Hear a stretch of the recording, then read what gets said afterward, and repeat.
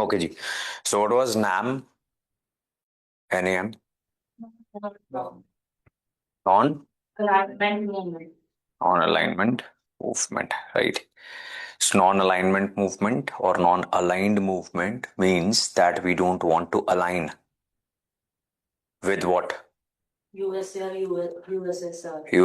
USSR और USA. इनमें से दोनों जिस चीज के लिए लड़ रहे थे, कोल्ड वॉर जिसको हम बोलते हैं, वो थी क्या? What were they fighting for? एक दूसरे के खिलाफ क्यों थे? To establish their power, okay. capitalist or socialist. Capitalism and Socially. So ideology की लड़ाई थी. हाँ, विचारधारा की. और कैपिटलिज्म कहाँ से शुरू हुआ था? कौन सी country is known as the original place जिसने कैपिटलिज्म पूरी दुनिया को दिया? हाँ, USA. USA. Private sector. Do you remember this? और सोशलिस्ट पहली कंट्री कौन सी थी?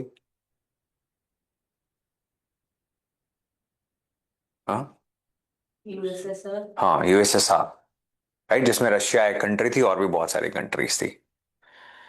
अब ये सारे they were in favour of what? Public sector.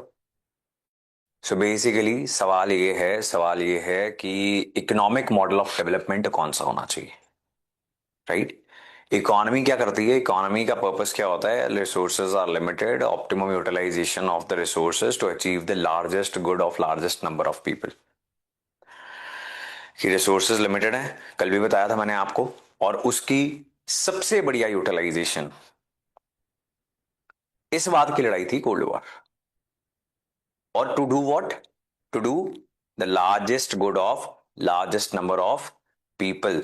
ज्यादा से ज्यादा लोगों का ज्यादा से ज्यादा भला. सबका नहीं हो सकता, ठीक बात है. बिकॉज चाहे आप कैपिटलिज्म चुनो या फिर सोशलिज्म चुनो या कोई भी मॉडल, मिक्स्ड इकोनॉमी हो, उसमें आप सबका भला नहीं कर सकते. किसी का नुकसान, किसी का भला होगा. तो आप ज्यादा लोगों को चुनते हो, राइट? जैसे अगर हम कहें सबका भला होना चाहिए, तो फिर तो कुछ लोग कहेंगे कि फिर तो टैक्स भी नहीं देने हमें, आप हमसे टैक्स मत लो. इस बात को समझ रहे हो आप? And we were discussing what? We were discussing foreign policy, Nehruvian foreign policy, जिसका मुख्य उद्देश्य क्या था? क्या था? नेशनल इंटरेस्ट, राष्ट्रहित था कि नहीं? Yes. कल बताया था. Yes. क्या था ऑब्जेक्टिव? National interest. सही बात है. सब इंडिया आजाद हुआ, इंडिया की तरह बहुत सारी और कंट्रीज आजाद हुई. All these newly independent countries of the third world. कौन सा वर्ल्ड? थर्ड वर्ल्ड कौन सा होता है? Which world is known as third world? And if there is a third world, that means first और second भी तो होगा. थर्ड वर्ल्ड कौन सी कंट्रीज होती हैं जी? ग्लोबल साउथ पता है किसी को क्या होता है? Global south, global south. Hmm. Countries cold war के तो आजाद हुई थी.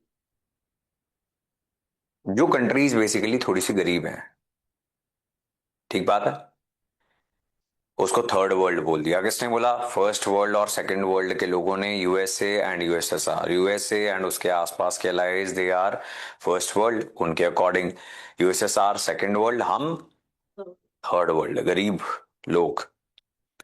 अब ये सारे सदर्न हेमिस्फेयर में भी हैं, तो हम इसको ग्लोबल साउथ भी बोलते हैं.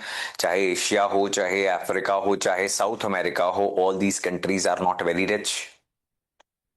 सो this is the global south as well, right? Ritesh, आप मेरे से आज न्यूज़पेपर के अंत में एक सवाल पूछ रहे थे, है ना? लिखा था. हाँ, लाइव एंड हो गई थी वो. बाद में पॉपअप किया था कि जेफरी एप्स्टीन. तो कल की न्यूज़पेपर क्लास है. बाद में जब सुनो उठा था, मैंने पढ़ा था वो सारा. हाँ, डीओजे ने रिलीज करा था, डिपार्टमेंट ऑफ जस्टिस ने. वो कल के फ्रंट पेज पे है ना. कल के इंडियन एक्सप्रेस के फ्रंट पेज पे जेफरी एप्स्टीन ही तो था, Yes, sir. राइट। तो कल की न्यूज़पेपर क्लास में बड़ी डिटेल में हमने इस बात की चर्चा की थी। और जी सो अब नॉन अलाइनमेंट मूवमेंट कैसे बनी है वो आपको पता लग गया।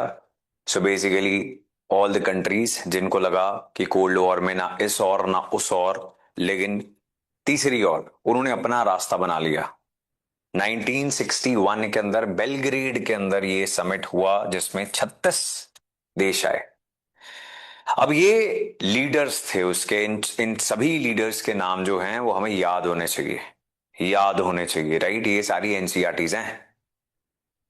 प्रेसिडेंट टीटो ऑफ यूगोस्लाविया, यूगोस्लाविया किधर है? अब नहीं है। कोल्ड वॉर के एक नतीजे ये भी हुए कि यूगोस्लाविया के भी बहुत सारे टुकड़े हो गए बाद में, लेकिन उस समय था, right. So Tito. President Gamal Abdul Nasser of Egypt, Egypt कहां पर है जी? कौन से कॉन्टिनेंट में? Asia, Europe, Africa, America, where? Sure? नहीं है, अफ्रीका में नहीं है, एशिया में है। ठीक है, ये अच्छा कवर अप करने की कोशिश की, यू टर्न जो आपने लिया है, लेकिन गलत ले लिया।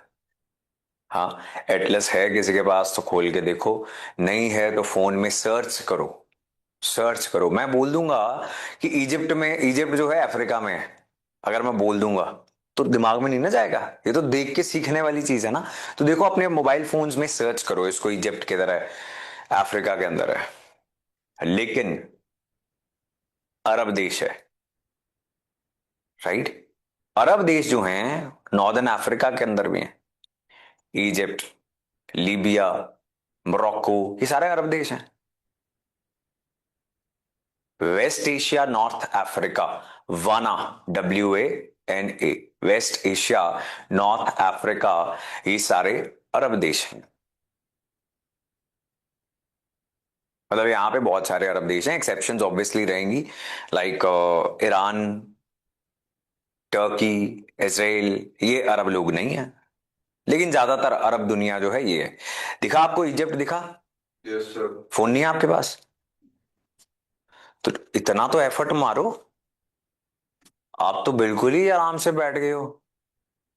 लिबिया और आपके पास, हाँ जी आप भी देखो, बड़े रिलैक्स लोग हो आप तो। वही बात है ना कि मम्मी खाना मुंह में डालो, तो यार कब शाबाश है, ऐसा क्या कर दिया नेट में? इतना मेरे को लाइटली मत लिया करो, मैं विजय सर और अभिनव सर नहीं हूं, मैं बता दूं। सर सूडान और लिबिया के साथ ये बॉर्डर शेयर करता है अपने कॉन्टिनेंट वाली साइड, मतलब सूडान और, लिबिया। हाँ ठीक बात है, बाकी जो दूसरे हैं वो ऊपर वाली साइड को। एग्जैक्टली अब आपको याद रहेगा इजिप्ट की तरह एकदम मतलब कि प्रॉपर, मतलब कि कॉर्नर में ही होता है। है ये। बिल्कुल सही बात है। हाँ मेरे को तो पता है। अब अफ्रीका मैप खोला, खोला आपने? अफ्रीका का मैप खोला है तो इसमें घाना भी ढूंढ लो, घाना। अभी आप नॉर्थ ईस्ट ऑफ अफ्रीका में घूम रहे थे, अभी आपने साउथ वेस्ट ऑफ अफ्रीका में ढूंढना है घाना। घाना के लीडर थे क्वामे क्रुमा। हम्म, क्वामे क्रुमा, घाना के। सो अफ्रीका जब आजाद अफ्रीकन कंट्रीज होनी स्टार्ट हुई उस समय पैन अफ्रीकन नेशनलिज्म के एक काफी जाने माने लीडर थे Kwame Nkrumah, right. President Sukarno Indonesia के राष्ट्रपति, और इनमें से बहुत सारे ये फ्रीडम फाइटर्स भी थे। कॉलोनियल जहां पर रूल था वहां पर ये सारे लीडर्स लड़ भी रहे थे अपने अपने कॉलोनियल पावर के खिलाफ। तो जैसे ही आजाद हुआ अब एक और चैलेंज खड़ा हो गया कि एक नए प्रकार का इंपीरियलिज्म आ गया। इंपीरियलिज्म याद है आपको क्या होता है? Imperialism exercise of empire building, empire, imperial, ये रूट वर्ड सेम है। इंपीरियलिज्म यानी एम्पायर बिल्डिंग एक्सरसाइज। अब इन्होंने पॉलिटिकली डायरेक्ट रूल करना बंद कर दिया बिकॉज सेकेंड वर्ल्ड वॉर में ज्यादातर यूरोपियन कंट्रीज बर्बाद हो गई और उनको अपनी सारी कॉलोनी पावर्स छोड़नी पड़ी। उसके बाद एक नए तरीके से अपना दबदबा जमाए रखने के लिए इन्होंने क्या किया, अपनी इकोनॉमी का, अपनी फाइनेंशियल पावर का इस्तेमाल करना स्टार्ट कर दिया। ठीक बात है जी।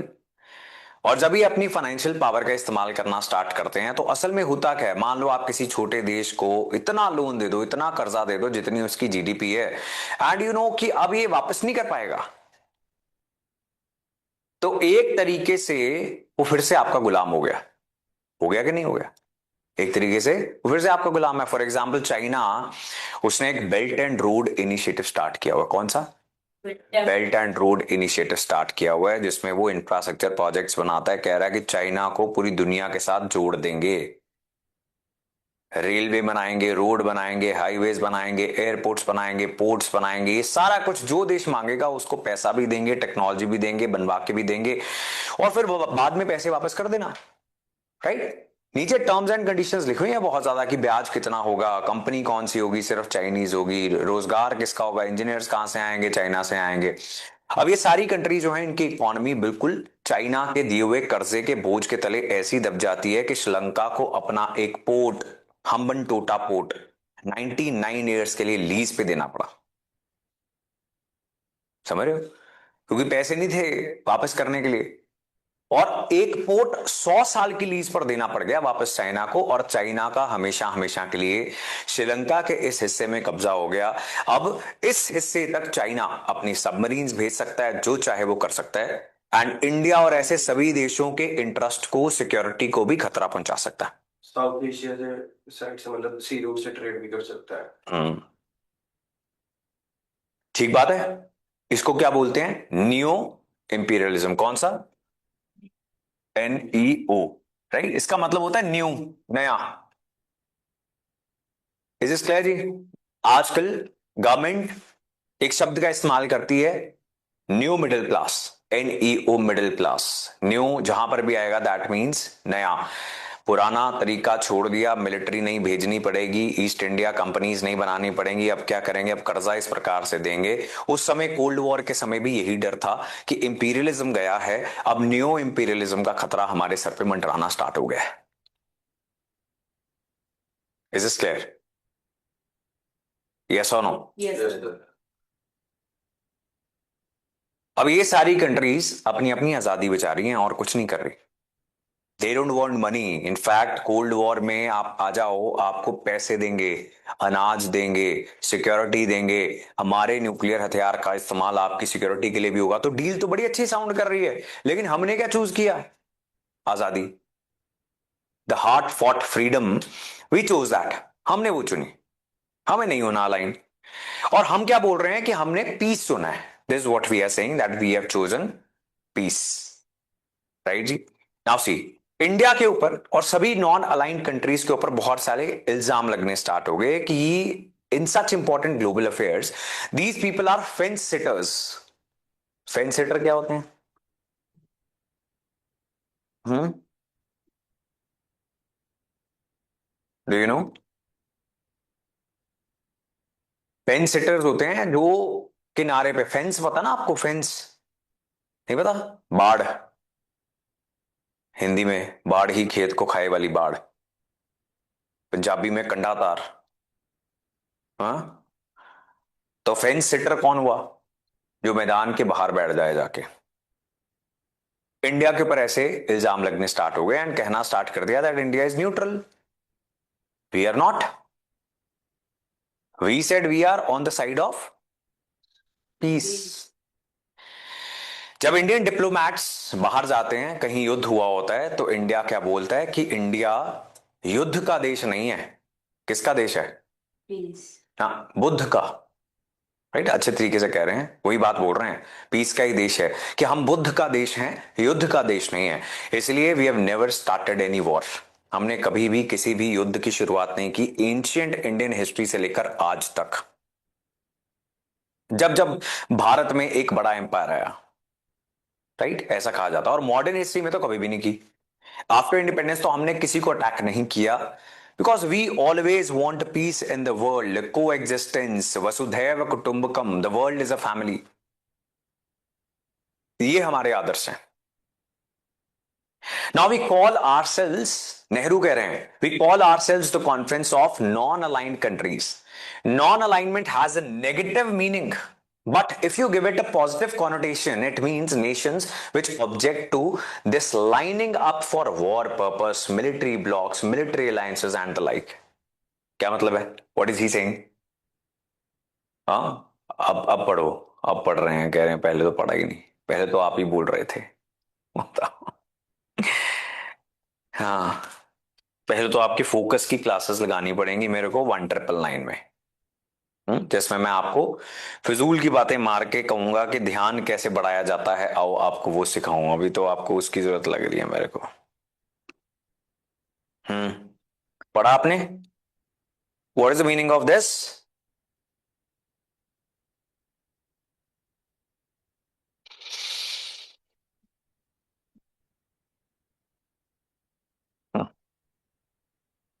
कुछ आ रहा है, कुछ दिमाग में आ रहा है?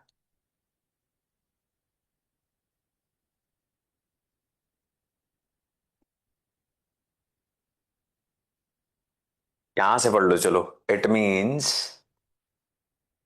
Nations which object to this lining up for war purpose, बस इतना पढ़ लो। इसका क्या मतलब है? वो देश जो किस चीज को ऑब्जेक्ट कर रहे हैं?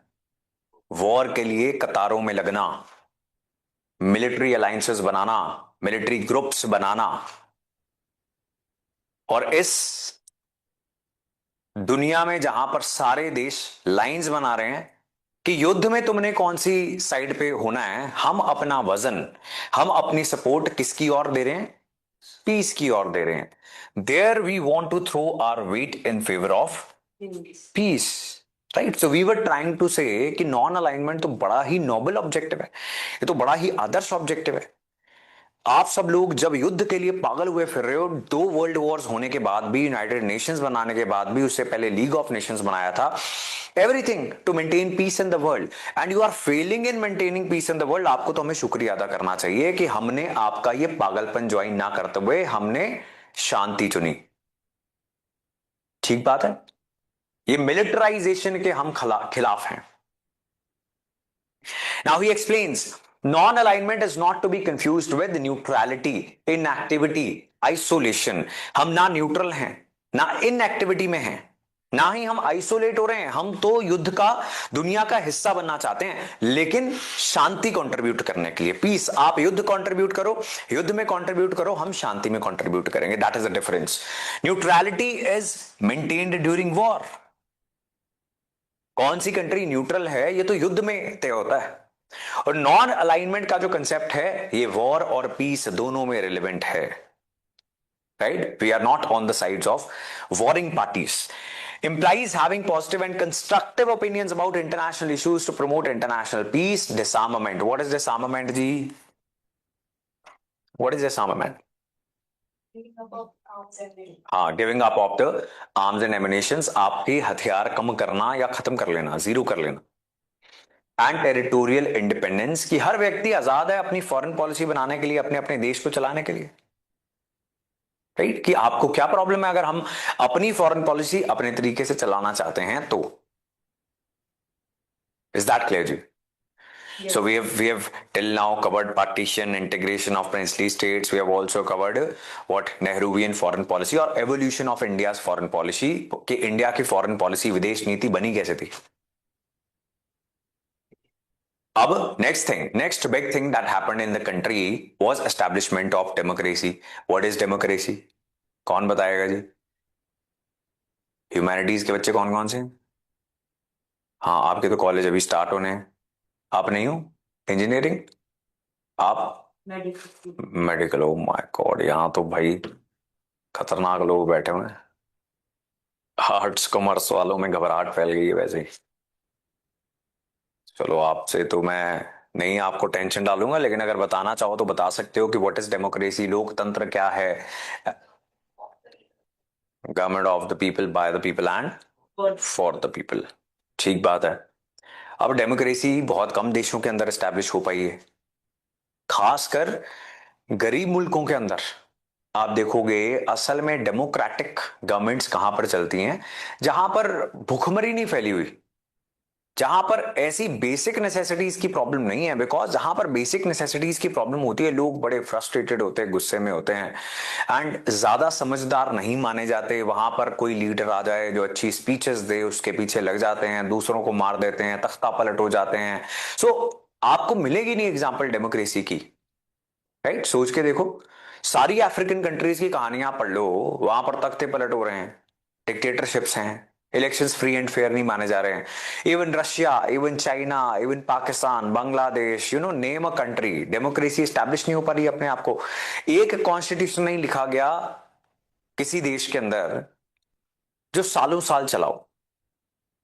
फ्रांस ने बार बार कॉन्स्टिट्यूशन लिखा, बहुत सारी यूरोपियन कंट्रीज ने एक कॉन्स्टिट्यूशन लिखा, वो सही नहीं चला, फिर लिखा। अमेरिका ने कॉन्स्टिट्यूशन लिखा जो चला, जिसको बहुत साल हो गए, 1787 में लिखा गया था वो कॉन्स्टिट्यूशन, लिख के पूरा हो गया था वो। 1776 में उन्होंने अपने आप को आजाद डिक्लेयर कर लिया था, डिक्लेरेशन ऑफ इंडिपेंडेंस। 1787 के अंदर उनका कॉन्स्टिट्यूशन लिख के पूरा हो गया था and they are still a democracy. उसके बाद लगातार इलेक्शंस हो रहे हैं, एनॉमलीज जो हैं बहुत कम है। एनॉमली समझते हो कि कभी कभी इलेक्शन लेट हुए, दिस दैट, बहुत कम है। अदरवाइज सब कुछ एज पर द कॉन्स्टिट्यूशन चलता जा रहा है। एक राष्ट्रपति आता है, दूसरे को कमान सौंपता है, ऐसा नहीं कब्जा कर लूंगा मैं, ऐसा नहीं हो रहा। So how was democracy established in the country, in our country? जब हमारे साथ जितनी भी कंट्रीज आजाद हुई हैं उनके लीडर्स, खासकर freedom fighters, because they were so popular, वो जो बोलेंगे जनता ज्यादा ना नुकर नहीं करेगी, और वहां पर डिक्टेटरशिप एस्टैब्लिश हो गई। बहुत सारे लीडर्स ने कहा कि हमें पता है कि देश को क्या चाहिए, तो जनता चुप करके हमारा भरोसा करे, ये ऑपोजिशन में जो बैठे हुए लोग हैं इनको मरवाते हैं, जेल में डालते हैं। एंड इसलिए कभी डेमोक्रेसी स्टैब्लिश नहीं हो पाई। लेकिन इंडिया में डेमोक्रेसी स्टैब्लिश हो गई। हाँ, लेकिन कुछ लोग बोलते हैं कि इंडिया में डेमोक्रेसी है नहीं, असल में कह रहे हैं। ऐसी बातें सुनी आपने? वोट चोरी की तो बात सुनी होगी आजकल, वोट चोरी, ईवीएम हैक हो जाता है, ऐसी ऐसी कहानियां सुनी है आपने? तो अक्सर क्या होता है, इंडिया के ऊपर भी जो भी ऑपोजिशन में होता है, जो भी ऑपोजिशन में है, वो ऐसी कोई ना कोई बात करेगा। तो क्या सच में इंडिया में डेमोक्रेसी है, लोकतंत्र है? क्या सच में इंडिया के इलेक्शंस फ्री एंड फेयर हैं? If yes, what do you think are your reasons? If no, what do you think are your reasons? कोई कोई तो बिलीफ होगा आपका। तो क्या लगता है आपको, है सच सच में लोकतंत्र है? क्या सब कुछ मैनेज्ड है? व्हाट डू यू से? हम्म।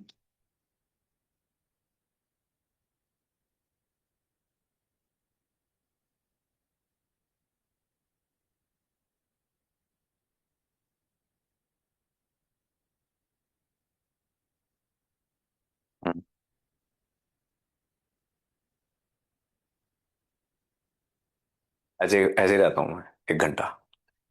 हम्म। नो विचार of your own, sit like this if you reach the interview as well, huh?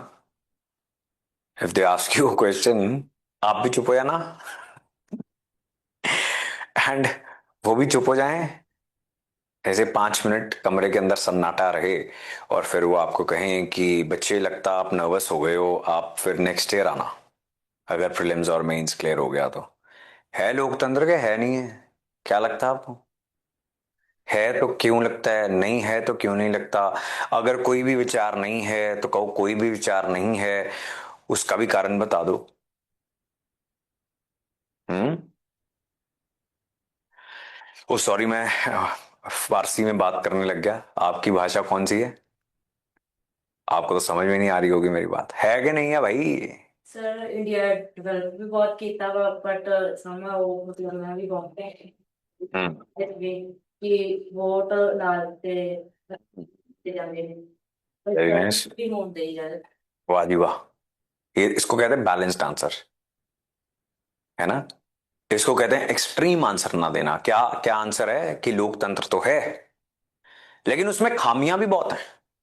और खामियां भी कौन सी गिनाई? वो वाली गिनाई कि जनता क्या करती है, जनता पैसे लेके, शराब की बोतल लेके, बाइक लेके, फ्रिज लेके वोट डालती है, ये वाली खामियां गिनाई। लेकिन लोकतंत्र भी तो है ना, अदरवाइज सारे देश के अंदर जो भी पॉलिटिकल पार्टी सरकार में, भारत सरकार में थी, उसने अगर इलेक्शंस मैनेज किए, ईवीएम्स हैक करवाए, तो सारे देश के अंदर उसकी सरकार क्यों नहीं आ गई? ये क्वेश्चन है कि नहीं है? क्या सरकार को सुप्रीम कोर्ट कुछ चीजें करने से आज भी रोक रही है कि नहीं रोक रही है? ये भी लोकतंत्र का ही एक फीचर है कि 3 डिफरेंट पिलर्स हैं लोकतंत्र के। डेमोक्रेटिक कंट्रीज के लेजिस्लेचर कानून बनाएगा, लेजिस्लेट करेगा, एग्जीक्यूटिव उस कानून को एग्जीक्यूट करेगा, एंड जुडिशरी जो इंटरप्रेट करेगा कि सब सही चल रहा है as per the law of the land, constitution के अकॉर्डिंग, एंड जो भी पार्लियामेंट ने सही प्रोसेस फॉलो करते हुए कानून बनाए कि उसके अकॉर्डिंग सब कुछ चल रहा है कि नहीं चल रहा। तो ये तो हो रहा है, हो रहा है कि नहीं हो रहा? लेकिन जो भी पॉलिटिकल पार्टी ऑपोजिशन में होती है, जब बीजेपी ऑपोजिशन में थी और ईवीएम आया, तो वो कहते हैं कि ईवीएम जो है वो तो खराब मशीन है जी। उनके एक लीडर जो अब नहीं है, उनकी एक पूरी किताब इसी इशू पे है बिहारी बस ना। वो ही was a very balanced guy, वो ऐसे कुछ भी नहीं बोल देते थे, एक पूरी किताब लिख दी गई है ईवीएम गलत होने के ऊपर। Then BJP came to power. अब कौन कह रहा है ईवीएम गलत है? अब कांग्रेस कह रही है। ठीक बात है। एक एक्सरसाइज हो रही है SIR। What is the full form of SIR? Special intensive revision. Now SIR exercise अब हो रही है, यानी जो इलेक्टोरल रोल है, यानी जो वोटर लिस्ट है, उसको रिफॉर्म करना, उसमें से जो भी त्रुटियां हैं, जो भी खामियां हैं, उनको हटाना। अब कांग्रेस इस बात को बोल रही है वोट चोरी। क्या बोल रही है? समहाउ दे आर सेइंग कि वोट चोरी हो रही है। इससे आगे लॉजिक जो है वो कहीं पता ही नहीं लगता कि क्या लॉजिक है, लेकिन कह रहे हैं वोट चोरी है। SIR क्या पहली बार हो रही? Answer is no. पहले कभी कांग्रेस की सरकार में SIR हुआ? Answer is yes. 3-4 बार हुआ। तो क्या वो भी वोट चोरी थी? समझ रहे हो? नाउ द थिंग इज, ये कुछ डिबेट से हमें बच के रहना है। जो भी ऑपोजिशन कहेगी कि हम इलेक्शन क्यों हारे, हम तो जी जीत रहे थे, जनता हमें बहुत प्यार करती है, लेकिन ये मशीन की वजह से हार गए, ये बूथ कैप्चर कर लिया। एक समय था जब बूथ कैप्चरिंग होती थी, जब डब्बा जो है उसको पकड़ लिया जाता था, उसके अंदर कागज भर दिए जाते थे, इसीलिए तो ईवीएम आया। EVM stands for what? EVM electronic voting machine. तो कहते पता नहीं सही चल रही है कि नहीं चल रही। अगर वोटर, एज अ वोटर मैंने पूछ लिया जी, मैंने बटन दबाया 1 नंबर पर, पॉलिटिकल पार्टी जो है उसको क्या वोट गई मेरी, मुझे कैसे पता चलेगा? मे बी ये मशीन गलत है। तो साथ में एक और डब्बा लगा दिया गया जिसका नाम है VVPAT. VVPAT, PAT, voter verifiable paper audit trail. Voter verifiable, voter के वेरीफाई करने योग्य पेपर, कागज, ऑडिट की बाद में हम ऑडिट भी कर सकें, मिला भी सकें, ट्रेल, सबूत, वीवी पैट। तो जब अब आप ईवीएम दबाओगे, वहां पर कुछ सेकंड्स के लिए, जो काफी लंबी ड्यूरेशन है, कुछ सेकंड्स के लिए आपको वीवीपैट मशीन के अंदर आपकी वोट किस पार्टी को, किस कैंडिडेट को गई है, वो दिखेगी आपकी पर्ची। फिर वो पर्ची जो है उस डब्बे के अंदर चली जाएगी। जितनी ईवीएम में वोट्स डली हैं, अगर 1000 वोट्स डली हैं, उसके अंदर कितनी पर्चियां होनी चाहिए? एग्जैक्टली, आप मैच कर सकते हो। जो अच्छी ऑपोजिशन होगी, जिसका काम है सरकार को अच्छे सवाल पूछ पूछ के तंग कर देना, यही काम है ना ऑपोजिशन का। जनता ने चुन के भेजा ना कि आप जाओ, आप सरकार में बैठो और आप ऑपोजिशन में बैठो, आपका काम होगा कानून बनाना, आपका काम होगा ध्यान रखना कि कुछ गलत ना करें। ये होना चाहिए, यस सर। यही तो होना चाहिए। दोनों को किसने चुना? सिटीजंस ऑफ इंडिया ने। दोनों को अपना अपना काम दिया गया। जिनको कहीं नहीं चुना गया, उनको क्या काम दिया गया कि आप सड़क पे रहोगे, आप सड़क पे रह के धरने लगाने हैं आपने, ऐसे नहीं फजूल में लगाते रहने, फजूल के सवाल नहीं ऑपोजिशन ने पूछते रहने, गलत कानून नहीं सरकार ने पास करते रहना। Everything should happen as per the constitution of India. अब अगर अच्छी ऑपोजिशन हो, वो बोले कि जी आप सारे वीवीपैट मशीन्स की मैचिंग क्यों नहीं करवाते, रैंडमली कुछ का करवाते हो आप? हम ये डिमांड करते हैं 100% ऑफ वीवीपैट मशीन्स, चाहे उसके ऊपर हजारों करोड़ रुपए लग जाएं, लेकिन लोकतंत्र से जरूरी क्या है? कुछ भी नहीं है। तो उसकी मैचिंग करवाओ। ये तो एक अच्छी सलाह हो गई ना, ये अच्छी रिकमेंडेशन है। अगर हम कहें कि SIR एक्सरसाइज इसलिए करवाई जा रही है कि जो लोग भारतीय जनता पार्टी को वोट नहीं देते उनका नाम काट दिया जाए। तो सुप्रीम कोर्ट ने कहा, जिन लोगों ने भी इस SIR एक्सरसाइज को लेकर जाकर पिटीशन लगाई, सुप्रीम कोर्ट कहता है कि यार ये जो 65 लाख लोगों के बिहार के इलेक्शन से पहले नाम कटे, इनमें से कोई आया क्यों नहीं? कोई तो आता, कोई शिकायत करता तो लेकर आओ। तो शायद सच में जो सरकार कह रही है कि या तो ये सब लोग मर चुके हैं या तो ये सारे लोग माइग्रेट कर चुके हैं, या तो बात सच है। नहीं तो आप किसी शिकायतकर्ता को लेकर आओ ताकि हम इस चीज को सीरियसली लें। नाउ व्हाट हैपेंस, ऐसी चीजों से डेमोक्रेसी वीक होती है, क्योंकि आप अपने ही देश के इंस्टीट्यूशंस जो डेमोक्रेसी के लिए बहुत इंपॉर्टेंट है उनको आप वीकन करते जा रहे हो। एंड डेमोक्रेसी क्यों एक बहुत इंपॉर्टेंट चीज है? बिकॉज अगर लोकतंत्र नहीं हो देश की जनता के अंदर तो बहुत गुस्सा भर जाएगा। ऐसे ही होता है ना, आप अपनी अपनी स्टेट याद करो। आपकी स्टेट की पिछली सरकार कोई होगी जिसको बहुत गालियां पड़नी स्टार्ट हो गई होंगी एंड लोग गुस्से से भर चुके होंगे। हाँ, अगर आप पॉलिटिक्स में थोड़ा बहुत इंटरेस्ट रखते हो या घर में सुनते हो बातचीत क्या हो रही है, लोगों ने गुस्सा कहां पे जाके निकाला? इलेक्शंस में जाके निकाल दिए, सारा निकल गया, खत्म हो गया। तो बगावतें नहीं हुई, आग नहीं लगाई, पब्लिक प्रॉपर्टी नहीं जलाई, नेपाल की तरह दंगे नहीं हुए, बांग्लादेश की तरह लोग पागल नहीं हुए।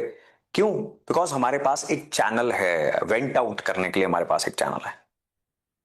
और वो क्या है कि हम जाते हैं इलेक्शन में और कहते हैं कि अब बताते हैं, होगा ये बहुत बड़ा लीडर, होगी ये इंदिरा गांधी जिसने पाकिस्तान के 2 टुकड़े कर दिए, लेकिन इमरजेंसी लगाई तो इनको भी हरा दिया जाएगा। ठीक बात है। होंगे राजीव गांधी जिनको after mother's assassination sympathy vote में से इलेक्शन जीत के सरकार मिल गई, लेकिन अच्छा काम नहीं करोगे और बफोर्स करप्शन स्कैंडल का इल्जाम अगर लगना स्टार्ट हो गया, जनता को लगा कि बात सच है, तो जनता ने फिर राजीव गांधी को भी 5 साल के बाद हरा दिया। Right? So that is what democracy does. वो पावर असल डेमोक्रेसी जो होती है, सच में पावर जो है जनता के हाथ में दे देती है। And the most beautiful thing about our democracy is कि हमें कहा गया था दैट भूखे नंगे देश के अंदर, गरीब देश के अंदर आपको अपनी जनता को वोट नहीं देनी चाहिए, बिकॉज उनको क्या पता लगेगा। राइट? गरीब लोग हैं, पढ़े लिखे नहीं हैं, तो उनको चावल दो, खाना खाने के लिए दो ताकि वो जिंदा रहें। एक समय पर यही बिलीफ था। अगर आप 300-400 साल पीछे चले जाओगे, जब डेमोक्रेटिक गवर्नमेंट्स पहली बार बननी स्टार्ट होती हैं, तो उस समय वोट का अधिकार सबको नहीं मिल रहा था। There was no universal adult franchise, यानी हर एक एडल्ट व्यक्ति को यूनिवर्सली वोट नहीं मिलेगी, कुछ कैटेगरीज को मिलेगी, आदमियों को मिलेगी, प्रॉपर्टीड क्लास को मिलेगी, जिसके पास प्रॉपर्टी है, जो टैक्स पे कर रहा है उसको मिलेगी, बड़ी सारी कैटेगरीज थी। क्यों? क्योंकि ये विश्वास है कि ये सब लोग हैं जो सरकार चुनने लायक मानसिक क्षमता रखते हैं, महिलाएं नहीं रखती। तो इंडिया के पास भी तो ऐसा एक मौका था कि जब हम संविधान लिख रहे हैं तो वोटिंग का अधिकार किसको दें? मेजॉरिटी कम्युनिटी को भी दे सकते थे, उच्च जातियों को भी दे सकते थे, सिर्फ आदमियों को भी दे सकते थे। हमने किसको दिया? हमने सबको दे दिया। When we were told by many thinkers that maybe this is a wrong choice, you should, give them food to eat. They are not capable enough to, wise enough to decide कि किसकी सरकार होनी चाहिए, कौन जीतना चाहिए, ये हमें बताया गया। समझे ये बातें? नहीं समझे? है जी? यस। लेकिन इंडिया ने अपने लोगों पे ट्रस्ट किया। इंडियन कॉन्स्टिट्यूशन राइटर्स ने कहा कि जो लोग अनपढ़ होते हैं वो बेवकूफ नहीं होते, और जो लोग पढ़े लिखे होते हैं वो समझदार नहीं होते। ये तो बात सच है। और साक्षर होना शिक्षित होना नहीं है। क्या मतलब है इस बात का? लिटरेट होना एजुकेटेड होना नहीं है।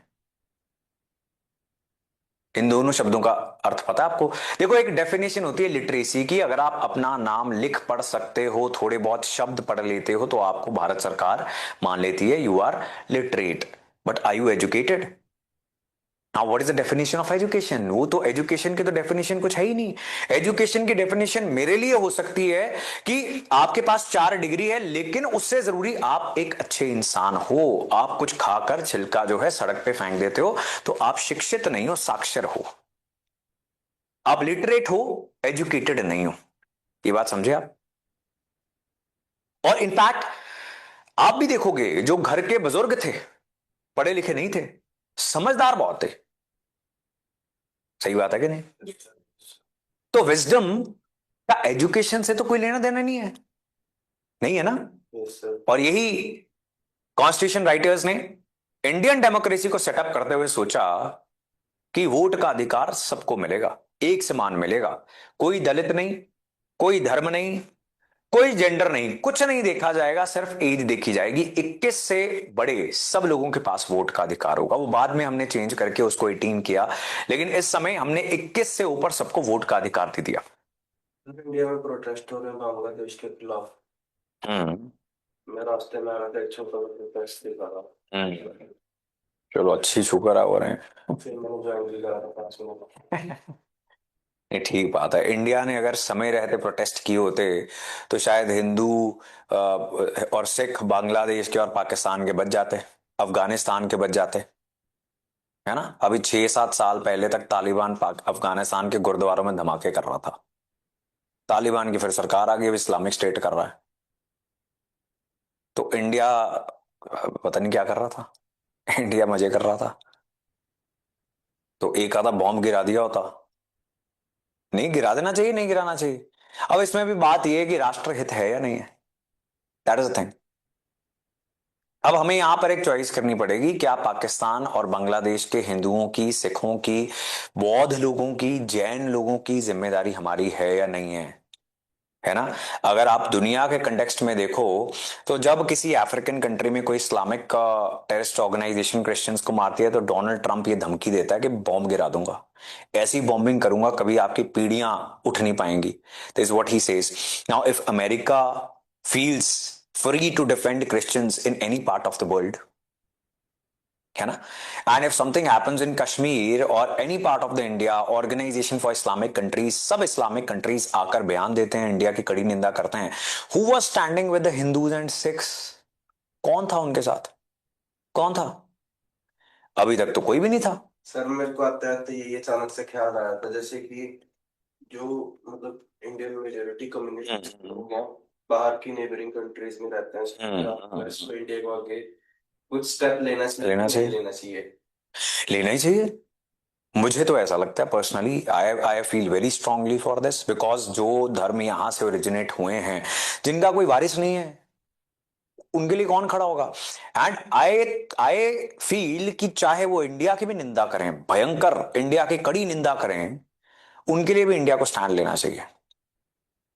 न्यूजीलैंड में एक नगर कीर्तन को रोक दिया गया। हाँ, have you seen that video? Yes sir. अब now the thing is, what is happening is कि कुछ खालिस्तानी एलिमेंट्स की वजह से वो अंग्रेज लोग डिस्टिंक्ट ही नहीं कर पा रहे।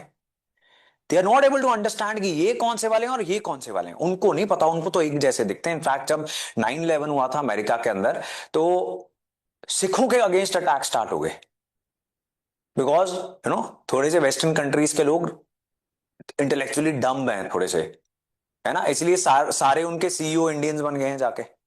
अगर होशियार होते तो ऐसा थोड़ी होना चाहिए था कि उनकी कंपनीज इंडियंस चला रहे हैं, गूगल का, माइक्रोसॉफ्ट का, every. Now what happened was, उनको ऐसा लगना स्टार्ट हो गया कि जो उसामा बिन लादेन है, उसके दाढ़ी है, उसने सर पे पगड़ी पहनी हुई है, तो सारे जो ऐसे लोग होते हैं वो तालिबान है, अलकायदा है वो। तो सिख बच्चों को भी अलकायदा अलकायदा बुलाने लग गए, है ना? तो किसकी जिम्मेदारी थी? इंडियन एम्बेसीज को करना था ना कुछ।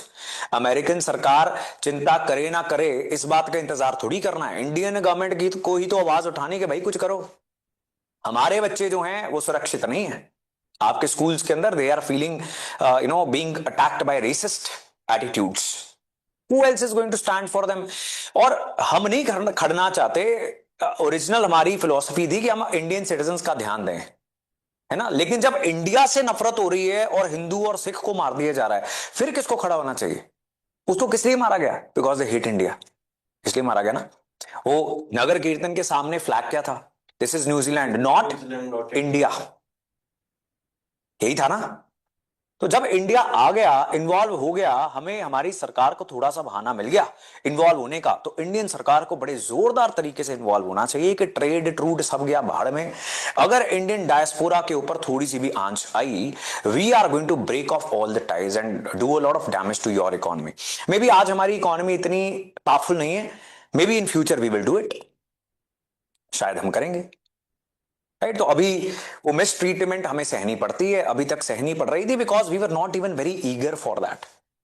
अब देखो सिटीजनशिप अमेंडमेंट एक्ट आया, पता आपको, अभी आया, जिसमें 6 धर्मों के लोग अगर इंडिया आएंगे, 3 देशों से, कौन से? पाकिस्तान, अफगानिस्तान एंड बांग्लादेश।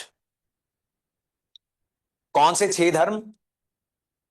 इस्लाम छोड़ के बाकी सारे, हिंदू, सिख, जैन, बुद्धिस्ट, पारसी, ये सारे धर्म अगर वो इंडिया आएंगे तो इंडिया उनको तेजी से सिटीजनशिप देगा। ये कानून हमने अब जाके पास क्यों किया? What were we doing? सारे हिंदू और सिख दिल्ली में बैठे हुए थे, पंजाब में बैठे हुए थे, सिटीजनशिप की इंतजार कर रहे थे 25 साल से, उनको कोई कागज नहीं मिल रहा है, कहीं जा नहीं सकते, कोई नौकरी नहीं कर सकते, उनको बुरे हाल किए हुए हैं। किसने? इंडिया ने किए हुए हैं। तो बेसिकली आप तो पाकिस्तान के साथ ही खड़े हो गए ना, नहीं खड़े हो गए? Why you not giving them citizenship? और कहां पे मिलेगी? Are you waiting कि पाकिस्तान ठीक हो जाएगा वापस इनको भेज देंगे? पाकिस्तान तो नहीं, it is irreparable now, it has become very clear कि वो नहीं ठीक होने वाला,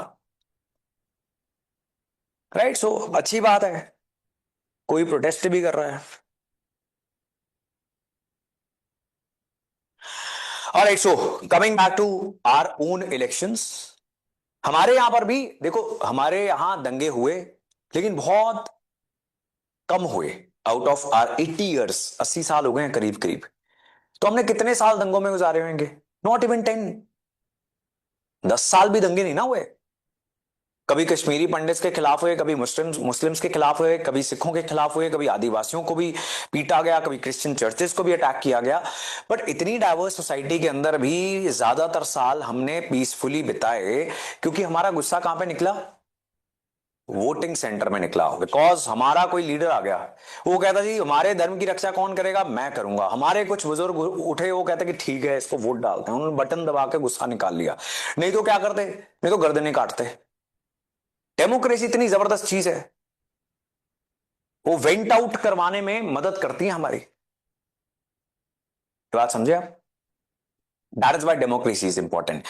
नेपाल ने भी कॉन्स्टिट्यूशन लिखा था, नहीं अच्छा लिखा गया, वहां पर सरकारें नहीं चुनी गई एंड इंस्टेबिलिटी रही। और फिर अभी जेनजी प्रोटेस्ट हुए हैं, जहां पर उन्होंने पीट पीट के अपने फॉर्मर प्राइम मिनिस्टर्स की बीवियां ही मार दी, right. So that is why democracy is very important.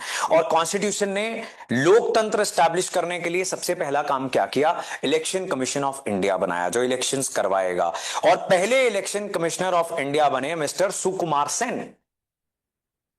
And थोड़ा सा इंडिया लकी भी था कि ऐसे कुछ अफसर थे, राइट। इसके बाद भी 1-2 ऐसे इलेक्शन कमिश्नर्स आएंगे जिनको प्रधानमंत्री रिक्वेस्ट करेंगे कि सर देख लो प्लीज, ये आईएएस ऑफिसर्स हैं। कुर्सी इतनी पावरफुल है, लेकिन कुर्सी कितनी पावरफुल है ये डिसाइड करता है कि उसके ऊपर बैठा कौन हुआ है, राइट। अब सरकारों से ही गलती होगी कई बार तो, कि इतना अच्छा, इतना ईमानदार आईएएस ऑफिसर जो है वो इलेक्शन कमिश्नर बन गया, कि अगर सरकार बोल रही है कि प्लीज थोड़े इलेक्शन आगे कर लो, पीछे कर लो, वो कह रहा है बिल्कुल नहीं, अब तो ऐसे ही करूंगा। कि अगर तूने मेरे को रिक्वेस्ट कर दी और अब मुझे पता लग गया कि सरकार को किस बात से फायदा होगा, अब मैं उल्टा करूंगा, राइट। टीएन सेशन एक इलेक्शन कमिश्नर आए थे, उसके बाद उनसे तो लोग डरते थे। क्या सरकार, क्या ऑपोजिशन, बड़े से बड़े माफिया जो अपने स्टेट के मुख्यमंत्री थे, जो कत्ल कर लेते थे, टीएन सेशन के आगे कोई नहीं बोलेगा, because T N Seshan and even Sukumar Sen. So we were also lucky कि हमारे इनिशियल लीडर्स वो थोड़े से अपने सेल्फ इंटरेस्ट से ऊपर उठे हुए लोग थे। हमारे कुछ आईएएस ऑफिसर्स ऐसे आते गए जिन्होंने सब कुछ पीछे रख दिया और देश सेवा आगे रख दी, राइट। फॉर एग्जाम्पल, हमारे आज जो नेशनल सिक्योरिटी एडवाइजर हैं, ये पूरी दुनिया के अंदर असैसिनेशंस क्यों स्टार्ट हो गई हैं? जी, तो may be he is very aggressive, है ना। वो पाकिस्तान में बैठे हुए थे, भिखारी बन गए। पता आपको, आईपीएस ऑफिसर है, देखो वो तो जासूस, हाँ जासूस बन के गया हुआ था वहां पे। जब पंजाब में ट्रबल्स थी तो रिक्शा वाला बन के गोल्डन टेम्पल के अंदर माथे टेकने चले जाते थे अंदर, सारी जासूसी करने के लिए कि कहां पर कौन स्टेशन है, राइट। तो वो एक कहानी भी सुनाते हैं, वो कहते हैं कि मुझे पाकिस्तान में किसी ने पकड़ लिया और वो मुझे कहता कि आप हिंदू हो, एंड द आईपीएस ऑफिसर जो अब हैं हमारे नेशनल सुरक्षा सलाहकार, national security adviser Ajit Doval, वो कहते नहीं मैं तो नहीं हूं, बिकॉज वहां पे तो मुस्लिम बन के घूम रहे थे किसी दरगाह के आसपास। तो वो कहता कि नहीं आप हो। तो इन्होंने, अजीत डोवाल ने कहा कि आप ऐसा क्यों बोल रहे हो। तो वो जो भिखारी बन के बैठा हुआ तो कहता आओ मेरे साथ कमरे में। वो उनको कमरे में ले गया और उसने एक अलमारी खोली, अंदर हिंदू देवी देवताओं की तस्वीर थी और उन्होंने कहा कि मैं भी हिंदू हूं, मेरा सारा परिवार इन्होंने मार दिया और आप भी ध्यान रखो आपका कान छिदा हुआ है। देख रहे हो इंटेलिजेंस के लिए आपको कितना ध्यान रखना पड़ता है। क्या होता है कि बहुत सारे परिवारों के अंदर, हिंदू फैमिलीज के अंदर एक कर्ण छेदन 16 संस्कार होते हैं जो आप एंशिएंट हिस्ट्री में भी पढ़ोगे। एक उनमें से संस्कार होता है कर्ण छेदन, और कान में छेद किया जाता है, लड़कों के भी किया जाता है, और उसका थोड़ा सा निशान रह जाता ना, तो वो रह गया हुआ था। एंड देन अभी धुरंधर movie, that is also on one of the army officer, आप उसकी फैमिली, उसकी मदर की बातें सुनना, राइट। तो आप देखो ये सारे लोग क्या हैं, इनको नहीं पड़ी हुई कि इनके घर पे गाड़ी कौन सी है, इनका घर कितने गज में है, ये कितने अमीर हैं, इनके रिश्तेदारों को इनको क्या दिखाना है, इनको क्या पड़ी हुई है कंट्री के लिए, whatever we can do. हम कैसे करें, आगे हो के कर रहे हैं, राइट, कि गोलियां बच सकती हैं मैं खाऊंगा, ऐसी भावना है कुछ लोगों के अंदर। हालांकि it is very difficult to find such feelings now. अब हम कहीं और चल पड़े हुए हैं, दैट इज व्हाई आप देखते हो सोसाइटी में, पॉलिटी में, एडमिनिस्ट्रेशन में, हर जगह पे इतना ज्यादा जबरदस्त डिक्लाइन आ गया हुआ है। सर अजीत डोभाल ने पता करा था ना पाकिस्तान में, जब वो स्पाई कर रहे थे कि वो न्यूक्लियर एक न्यूक्लियर साइंटिस्ट वहां पे बाल कटाने आता था, उन्होंने उसके सैंपल्स ले लिए थे और डीएनए एनालिसिस कर लिए थे, बिल्कुल सही बात है, right. So election commission of India बन गई, साथ में कॉन्स्टिट्यूशन ने लिख दिया कि बाकी इलेक्शन की जो चीजें हैं कि कैसे वोटर लिस्ट बनेगी, क्वालिफिकेशंस क्या रहेंगी, डिस्क्वालिफिकेशंस क्या रहेंगी, and whatever will be needed, उसके लिए पार्लियामेंट कानून बनाएगी। पार्लियामेंट ने 2 कानून बनाए, कितने बनाए? The name of these laws was representation of people's act 1950 and representation of people's act 1951। तो basically election commission of India, representation of people's act, representation of people's act, जो दोनों कानून है 50 एंड 51, ये सारे इलेक्शंस रेगुलेट करते हैं। अब क्या हमारा इलेक्शन प्रोसेस, हमारी डेमोक्रेसी एकदम परफेक्ट है? ऑब्वियसली नहीं, बहुत सारी खामियां हैं आज भी, जिसको हम एक एक करके दूर करते जा रहे हैं। जैसे कि पहले बूथ कैप्चरिंग हो जाती थी और बैलेट बॉक्स से वोटिंग होती थी, जिसमें आपको कागज में लिख के टिक मार के डालना होता था, और बड़े सारे गुंडे, बदमाश, माफिया पॉलिटिक्स एंटर कर चुके थे, और कैसे जेल नहीं जाना उसका एक तरीका बन गया था कुछ स्टेट्स के अंदर। Bahubali, bahubali in the politics, जिसको बोलते हैं muscle power in politics, use of muscle power, money, drugs in politics, ये आज भी हैं, ये प्रॉब्लम्स हैं, पर अब इंप्रूव होती जा रही हैं। हमने ईवीएम बना लिया, हमने वीवीपैट लगा लिया, तो सुप्रीम कोर्ट ने और इलेक्टोरल रिफॉर्म्स करने के लिए, कौन से रिफॉर्म्स? इलेक्टोरल रिफॉर्म्स क्वेश्चंस आते हैं डायरेक्ट बार बार, इलेक्टोरल रिफॉर्म्स के ऊपर, जुडिशियल रिफॉर्म्स के ऊपर, पुलिस रिफॉर्म्स के ऊपर। तो ये बड़े इंपॉर्टेंट टॉपिक्स हैं आपके गवर्नेंस के लिए भी, पॉलिटी के लिए भी, हर चीज के लिए। इलेक्टोरल रिफॉर्म्स को आगे बढ़ाते हुए क्या किया, सुप्रीम कोर्ट ने कहा कि सभी कैंडिडेट्स एफिडेविट पे अपने एसेट्स, अपनी लाइबिलिटीज, अपने क्रिमिनल केसेस, अपनी एजुकेशनल क्वालिफिकेशन, ऐसी बहुत सारी जानकारियां देंगे एफिडेविट पे। झूठ बोलेंगे और इलेक्शन जीत जाएंगे, किसी ने उसको क्वेश्चन कर दिया, अब वो एफिडेविट के ऊपर झूठ बोलना है, तो आप इलेक्शन जीता हुआ हार जाओगे, you will be disqualified. Sir website भी तो है जहाँ पे माय नेता, हाँ, एंड हाँ, एक एनजीओ भी है, association of democratic reforms, association of democratic reforms भी है, एडीआर, जो डेमोक्रेटिक रिफॉर्म्स के लिए काम कर रही है पूरे तरीके से, राइट। तो आज आपका नेता 5 साल पहले कितने पैसे रख के बैठा हुआ था और इस इलेक्शन में उसके पास कितने पैसे हो गए, अब वो एफिडेविट के ऊपर है, पता लग गया ना कि कहां गए पैसे। अब उसको मैनेज करना तो डिफिकल्ट हुआ ना। फिर कुछ लोगों ने कहा जी मेरा वोट का अधिकार है, लेकिन अगर मेरे को कोई भी कैंडिडेट पसंद ना हो तो सुप्रीम कोर्ट कहता कि एक और बटन डालो, NOTA, none of the above, उससे होगा क्या? अभी तो कुछ नहीं होगा, लेकिन एक बार वो बटन बहुत ज्यादा दबना स्टार्ट हो गया, फिर शायद उसका कुछ होगा। राइट? होता क्या है कि कई बार जब बहुत कम मार्जिन से, मान लो अगर 10 वोट से एक कैंडिडेट जीता है ना, और 200 लोगों ने नोटा दबाया है, अगर नोटा नहीं होता तो शायद ये कहीं ना कहीं वोट जाती और शायद इलेक्शन पलट जाता। तो इतना सा इंपैक्ट जरूर नोटा का हो रहा है, इससे ज्यादा नहीं हो रहा अभी, लेकिन एटलीस्ट एक ऑप्शन तो मिला हमें ये जाहिर करने का। इंडिया में लोग क्या करते हैं, लोग अपनी वोट नहीं वेस्ट करते। ये बड़ी जबरदस्त भावना है इंडिया के अंदर। इलेक्शन में अंत तक जो ज्यादा परसेप्शन बना लेता है, ज्यादातर लोगों ने सोचा नहीं होता कि वोट किसको डालेंगे, वो अंत में सोचते हैं कि अभी देखते हैं, अभी देखते हैं, उनको लगता है कि ये जीत रहा है, मेरी वोट यहां डालूंगा तो फायदा होगा। ऐसी एक परसेप्शन है, तो इसलिए नोटा को भी वोट अभी नहीं पड़ रही है। लेकिन ओवर द इयर्स हम बहुत सारे रिफॉर्म्स करते जाएंगे इलेक्शंस के अंदर, यहां से हमारे इलेक्शन की शुरुआत हुई। Right? So representation of people's act क्या करता है, ये electoral rolls, number of seats, qualifications, disqualifications, ये सारा कुछ डिसाइड करता है। राइट? आर्टिकल 324, ये याद कर लो, पॉलिटी में आप सारे आर्टिकल्स याद करोगे। जब इंडिपेंडेंस हुई थी, तो उसके बाद जो अपने वो थे फर्स्ट गवर्नर जनरल माउंटबेटन, उन्होंने 50,000 ब्रिटिश आर्मी पर्सनल खड़ा दिए थे क्योंकि उन्हें पता था कि दंगे होंगे। बट नेहरू का अपना तो जवाहरलाल नेहरू ने मना कर दिया था। 1% चाहिए, इसकी वजह से भी कह सकते हैं कि काफी मतलब यू कैन से दैट, हाँ आप कह सकते हो इसको। ये ना ifs and buts of history होते हैं। आप देखो, अगर वो उन्होंने गवर्नर जनरल माउंटबेटन रखा तो इसलिए उनके ऊपर ये इल्जाम लगता है कि उन्होंने एक अंग्रेज रख लिया, है ना। अगर उनकी आर्मी रख लेते तो मे बी इस चीज को लेकर भी क्रिटिसिज्म होता, है ना। तो अगर ऐसा कर लेते तो क्या होता का कोई जवाब ही नहीं होता हिस्ट्री में। उससे क्या दंगे रुक जाते 50,000 लोगों से? मे बी नॉट, मे भी इम्पैक्ट तो पड़ जाता। मे बी इम्पैक्ट पड़ जाता अब, लेकिन ये पता ही नहीं लगेगा। अब अगर तो मैं बायस्ड हूं, देखो अगर मेरे को नेहरू गांधी पसंद है, राइट, अब इन्वॉल्व तो इसमें पटेल भी है ना, होम मिनिस्टर तो वो थे। अगर मेरे को पसंद है, मैं कहूंगा कि नहीं जी नहीं, ठीक किया उन्होंने। नहीं तो उन अंग्रेज अफसरों को हम कैसे रख सकते हैं जिन्होंने इतने साल हमें मारा। अगर मेरे को वो नहीं पसंद तो मैं कहूंगा ये तो गलती है उनकी, है ना। तो ifs and buts of history जो है वो हमारी बाइसेस के आधार पर हम कुछ ना कुछ सोचते रहते हैं कि अगर नेहरू प्रधानमंत्री ना होते, पटेल होते तो इंडिया बड़ा अच्छा होता, है ना।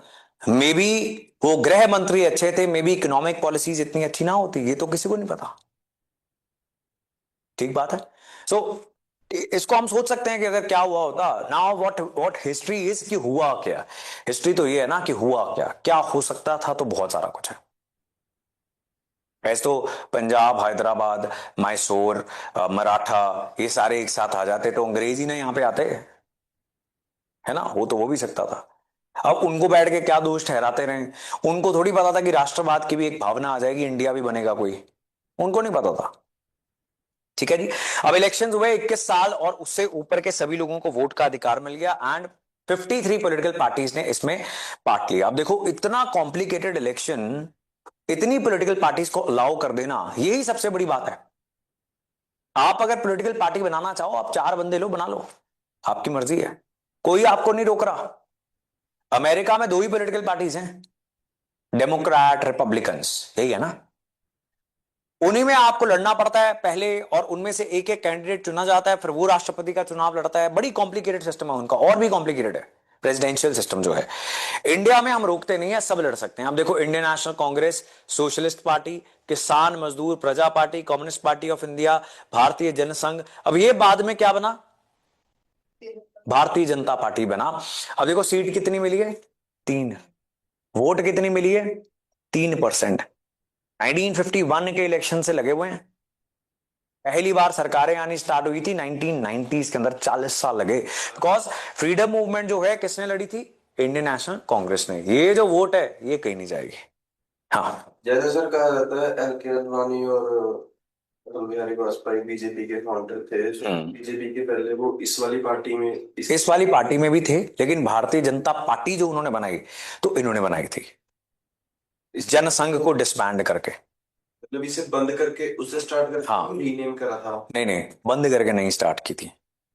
जनसंघ, राष्ट्रीय स्वयंसेवक संघ, काफी मिलता जुलता नाम है, लेकिन वो पॉलिटिकल हिस्ट्री है, फिर वो हमारे काम नहीं आती। Schedule caste federation, Akhil Bharatiya Ram राज्य परिषद, कृषि कर। अब देखो, कहा जाता है इंडिया हिंदू कंट्री है,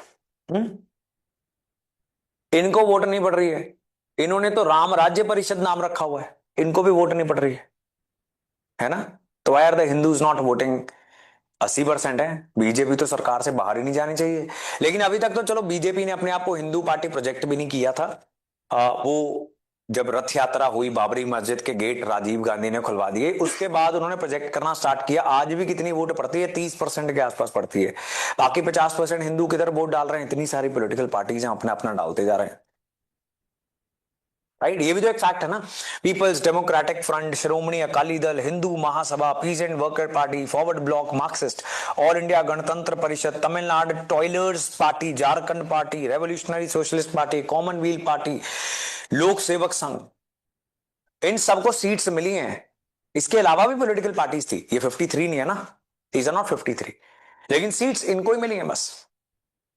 सबसे ज्यादा इंडियन नेशनल कांग्रेस। तो अब अगर इंडियन नेशनल कांग्रेस चाहती तो सारी ऑपोजिशन को क्रश कर लेती, कॉन्स्टिट्यूशन को जैसे चाहे चेंज भी कर लेती, बिकॉज अब तो एब्सोल्यूट मेजोरिटी मिल गई है। इतनी पावरफुल मेजोरिटी कई बार डेमोक्रेसी के लिए खतरनाक भी हो जाती है, बिकॉज कॉन्स्टिट्यूशन में जो अमेंडमेंट का प्रोसेस आप सीखते हो पॉलिटी के क्लासेस के अंदर, वो बड़ा डिफिकल्ट बनाया गया। बेसिक स्ट्रक्चर जो कॉन्स्टिट्यूशन का है उसको चेंज करना बहुत डिफिकल्ट है। लेकिन किसी को लोकसभा में, राज्यसभा में इतनी मेजोरिटी मिल जाएगी और बहुत सारी स्टेट्स के अंदर भी सरकार आ जाएगी, फिर ये पॉसिबल है। लेकिन नहीं किया गया, that means they didn't want to,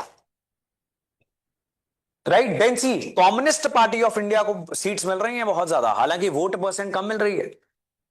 10% किसको वोट मिली है? सोशलिस्ट पार्टी को। सीट कम मिली है, ये कैसे होता है? ये first past the post system है, राइट? मान लो 5 लोग इलेक्शंस में खड़े थे, कितने? 5 लोग। 3 को वोट पड़ी 20-20%, कितने परसेंट वोट हो गई है? 60% चली गई। बचे हुए 2 कैंडिडेट्स, एक को पड़ी 21%, एक को पड़ी 19%, कौन जीता? 3 को 20% पड़ी, एक को 19% पड़ी, एक को 21% पड़ी। असल में 21% वाला जीत गया, लेकिन उसके खिलाफ कितनी वोट थी? 79%। तो 79% लोग कह रहे हैं ये नहीं होना चाहिए, लेकिन वो जीत गया क्योंकि सबसे ज्यादा लोगों की वोट उसने ली। समझ रहे हो? ये सिस्टम बड़ा सिंपल है, इसलिए हमने अडॉप्ट किया। अदरवाइज एक और सिस्टम क्या होता है जिसमें आप क्या करते हो कि यहां पर 21% इसको मिल गई और दूसरे नंबर पे है 20%, 20%, 20% वाले। अब आप नीचे वाले एक को निकाल दो और उन 19% वोटर्स को कहो कि अब जो बचे हुए 4 हैं इनको वोट डालो। ऐसे फिर 3 रह जाएंगे, फिर 2 रह जाएंगे, उनमें से जो जीता उनमें से एक को 51% से ज्यादा पड़ेगी एंड फिर वो मेजोरिटी से जीता हुआ माना जाएगा। लेकिन इतना कॉम्प्लिकेशन किसको समझाया जाए देश के अंदर? समझ रहे हो मेरी बात को? तो इसलिए कई बार क्या होता है, वोट परसेंटेज कम होता है, सीट परसेंटेज ज्यादा है। ऐसे ही आपको यहां पे भी दिख रहा है, राइट? सो पॉलिटिकल पार्टी जो हैं ये सारा कुछ करती रहती हैं, कैलकुलेट कि इतने परसेंट इसकी वोट आ जाएगी, इतने परसेंट इसकी आ जाएगी। बाकी फ्लूइड वोटर जो है, जो कहीं भी चला जाता है, जो सबसे इंपॉर्टेंट होता है, जिसकी सबसे ज्यादा टेंशन होती है, राइट? जो हिंदू, मुस्लिम और सिख वोट बैंक है, उसने तो वहीं पढ़ना ना। उनकी तो चाहे आप गर्दन काट दो, उनको भूखा मार दो, उनको नौकरी दो ना दो, वो तो वहीं वोट डालेंगे जो अपने धर्म के लिए और अपनी जाति के लिए वोट डाल रहे हैं। लेकिन ज्यादातर इंडियंस, और अब ये परसेंटेज बढ़ रही है, वो इन चीजों के लिए वोट नहीं डालते और इनकी पॉलिटिकल पार्टीज को सबसे ज्यादा टेंशन होती है, राइट? कि इनको कैसे मनाना है। उन्हीं के लिए तो सारे वादे करने पड़ेंगे, राइट? कि सड़क बनाएंगे, विकास करेंगे, नौकरी देंगे, आपके बच्चियों की सुरक्षा इंश्योर करेंगे। अब देखो हुआ क्या, आप देखो पावरफुल कितनी चीज है इलेक्शन। पूरे देश के अंदर स्टेट इलेक्शन हो, लोकसभा के इलेक्शन हो, महिलाओं को बहुत कुछ मिल रहा है, दिया जा रहा है। लाडली बहना स्कीम, मुफ्त बस सेवा, 10,000 महिलाओं को दिए गए हैं बिहार के अंदर अपना कोई नया व्यापार स्टार्ट करने के लिए। इनमें से जो कर लेंगे उनको लाखों रुपए और दिए जाएंगे। शराबबंदी की जाती है ताकि आदमी शराब पी के महिलाओं को पीटे ना, 33% रिजर्वेशन लोकसभा में पिछले 20 साल से पेंडिंग थी, अब जाके वो कानून बना है। क्यों ऐसा क्यों हुआ पता आपको? बिकॉज पिछले कुछ इलेक्शंस में महिला वोटर्स आदमी वोटर से ज्यादा वोट करने लग गई, एंड सारी सरकारें, पॉलिटिकल पार्टीज उनके हाथ कान खड़े हो गए कि ये क्या हो रहा है। आज तक तो हम आदमियों को आदमी वाली बात करते थे, और आदमी को ज्यादा टेंशन होती है कि मेरे धर्म के साथ क्या हो रहा है, मेरी जाति के साथ क्या हो रहा है, मेरी आइडेंटिटी के साथ क्या हो रहा है। औरत के अलग मसले हैं, right? So when women started voting more, जो सोशल जस्टिस का भी पूरा, सामाजिक न्याय का, वुमेन एम्पावरमेंट का सारा तामझाम चल रहा था, वो सारा चेंज हो गया, राइट? This is what. अब यंगस्टर्स वोट नहीं करते हैं, तो इसलिए सारे देश के अंदर सरकारी पेपर लीक, डिलेड, वैकेंसीज नहीं भरी जाएंगी, बिकॉज यंगस्टर जो है वो अपने वोटर कार्ड नहीं बनवा रहा। इसलिए एम्प्लॉयमेंट जनरेशन इतनी बड़ी चिंता सरकारों के लिए एक समय तक नहीं थी। अब तो सर गवर्नमेंट स्कूल से करी है इसको, मैंने 12th गवर्नमेंट स्कूल से करी है। अब तो मतलब सरकारों ने वो भी चला रखे, मतलब जब हम 12th में थे तो गवर्नमेंट ऑफिशियल्स आते थे, इनफैक्ट टीचर्स वगैरह भी, सो वो चेक करते थे कि इनकी उम्र अगर 18 से ऊपर होगी, इनका बना है नहीं बना, अगर नहीं बना तो फिर वो आगे प्रोसीजर बताते थे ये। एग्जैक्टली, वो इलेक्शन कमीशन ही करने की कोशिश कर रही होती है, लेकिन वो बहुत सारे बच्चों को रीच नहीं कर पाते हैं, है ना? Alright, so then this done, election हो गए जी। अब इंडिया को कैसा देश बनना है ये चुनना है हमने। We chose to be a democracy committed to what? Socialism and सामाजिक न्याय, समाजवाद and secularism. What is secularism? हाँ, सारे धर्म एक बराबर है। सेकुलरिज्म जहां से शुरू हुआ था यूरोप से, वहां पर सेकुलरिज्म की डेफिनेशन है the complete separation of state and religion. सरकार और धर्म एक दूसरे से दूरी बना के रखेंगे, एक दूसरे के पास नहीं आएंगे। इंडिया ने लेकिन जो सेकुलरिज्म एक्सेप्ट किया, इंडिया ने अपना सेकुलरिज्म थोड़ा सा डिफरेंट एक्सेप्ट किया। वो क्या है? Equal respect for all the religions, not separation of religions, because we can not do that. हमारी सोसाइटी ऐसी है नहीं, असल में तो वो भी नहीं कर पा रहे हैं, नहीं ना कर पा रहे हैं। अभी ये न्यूजीलैंड वाले किस बात के लिए भड़के हुए थे कि क्रिश्चियन कंट्री के अंदर आके आप क्या कर रहे हो, who are you, this is a Christian country, यहां पे सिर्फ क्रिश्चियन चीजें होनी चाहिए। वैसे ही अब सारी दुनिया के अंदर ऐसी एक भावना जागनी स्टार्ट हो गई, तो सरकार को फिर रिस्पेक्ट करने पड़ते हैं समाज के सेंटिमेंट्स। असल में ऐसा होना पॉसिबल ही नहीं है कि separation of state and religion, ये हो नहीं पाता है। इंडिया में तो डेफिनेटली नहीं हो पाएगा। हमारे तो तिरंगे के अंदर भी अशोक चक्र है, वो किससे जुड़ा हुआ है? वो एक बुद्धिस्ट सिंबल है। बुद्धिस्ट सिंबल जो अशोक ने, राजा अशोक ने अपनाया था, जो खुद बुद्धिज्म का पालन करते थे। अशोक चक्र stands for the wheel of law, धर्म, लॉ। पहले धर्म क्या होता था? कानून। सही क्या है समाज के लिए? राज धर्म का पालन करना चाहिए, मतलब जो सही है राजा को करना चाहिए, सही और गलत के साथ खड़ा होना चाहिए। धर्म वॉज सही, अधर्म वॉज गलत। धर्म was not religion in the ancient Indian wisdom, right? So like जब अर्जुन कंफ्यूज हो गए थे महाभारत के अंदर, पता आपको कि उन्होंने कहा भगवान कृष्ण को कि जी सामने मेरे भाई हैं। महाभारत की थोड़ी स्टोरी पता है आपको? पांडव और कौरव थे। कृष्ण ने कहा था कि हाँ हाँ, धर्म है, मतलब धर्म की रक्षा के लिए अगर अपने भाई को भी मारना पड़े तो मारना पड़ेगा, बिकॉज अगर तुम्हारा भाई अधर्म के रास्ते चल पड़ा है तो आपका ये काम है as a king, as a kshatriya, you can not turn away or back from your duty. आप अपनी ड्यूटी से नहीं भाग सकते, आपको मारना पड़ेगा। उस टाइम पे कर्म को ही धर्म कहते थे। हाँ, धर्म बेसिकली वॉज राइटियसनेस, अगर अंग्रेजी शब्द का पालन करें। सही क्या है, ठीक बात है जी। और वही धर्म जो है जिसको एक डिफरेंट लैंग्वेज में अशोक ने धमा कहना स्टार्ट किया, और उसके प्रचार के लिए बड़े सारे स्टेप्स भी लिए। वहां से हमने इंस्पायर होके अपने तिरंगे के अंदर अशोक चक्र, हमारा नेशनल एम्बलम क्या है? वो भी अशोक का पिलर है। अशोक का एक पिलर है सारनाथ का, जिसमें 4 शेर हैं, हमने वहीं से उसको भी उठाया। ये सिंबल्स अपनाने का पॉइंट क्या था कि जैसा राजधर्म का पालन राजा अशोक ने किया था। राजा अशोक क्या है? He stands for what? उसने कलिंग के ऊपर युद्ध किया जब युद्ध करने की जरूरत थी, और बहुत बुरे तरीके से हराया और जीता। लॉ एंड ऑर्डर खराब होगा तो वो जबरदस्त तरीके से इंडिया युद्ध भी कर देगा। उसके बाद इंडिया का दिल पसीज गया, यानी राजा अशोक का दिल पसीज गया। उसने कहा कि आज के बाद मैं युद्ध नहीं करूंगा, मैं शांति का रास्ता चुनता हूं। I will choose peace. युद्ध घोष नहीं होगा, बुद्ध घोष होगा। युद्ध घोष पता है आपको क्या? वो नगाड़ा बजता होता है, एक बाजा सा बजता होता है युद्ध से पहले। Yes sir. युद्ध घोष को त्याग रहे हैं, धर्म घोष अपना रहे हैं, राजा अशोक ने कहा। उसके बाद ऐसी स्टेट बनवाई कि पिलर्स के ऊपर लिखवाया कि जानवरों का भी ख्याल रखना है, बुजुर्गों का ख्याल रखना है, रिलेटिव्स को रिस्पेक्ट करनी है, ब्राह्मणों को, भिक्षुओं को निरादर नहीं करेगा कोई, जीव हत्या नहीं करेगा कोई। आप अपनी सेरेमनीज को सिंपल रखो, इतने पैसे इतने खर्चा जो है आपको शादियों के लिए और इन सब चीजों के लिए, फेस्टिविटीज के लिए नहीं करना चाहिए।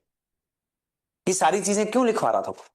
अच्छा राज्य बनाने की कोशिश में, और वही हम बनना चाहते थे, इसलिए हमने वहां से ये सिंबल भी अपनाए। राज्य ही छोड़ दिया था अपना। वो महावीर किसने? बुद्ध ने? क्या अशोक ने? किसने? अशोक। नहीं नहीं, अशोक ने क्यों छोड़ा राज्य? बुद्ध और महावीर जैन ने छोड़े थे अपने परिवार ध्यान लगाने के लिए। चंद्रगुप्त मौर्य ने छोड़ा था अपना राज्य, जैन भिक्षुओं के साथ वो चले गए थे श्रवण बेलगोला, वहां पे जाके उन्होंने खाना पीना त्याग के अपना जीवन दे दिया था, जो एक जैन कस्टम है। चंद्रगुप्त मौर्य अशोक के दादाजी थे।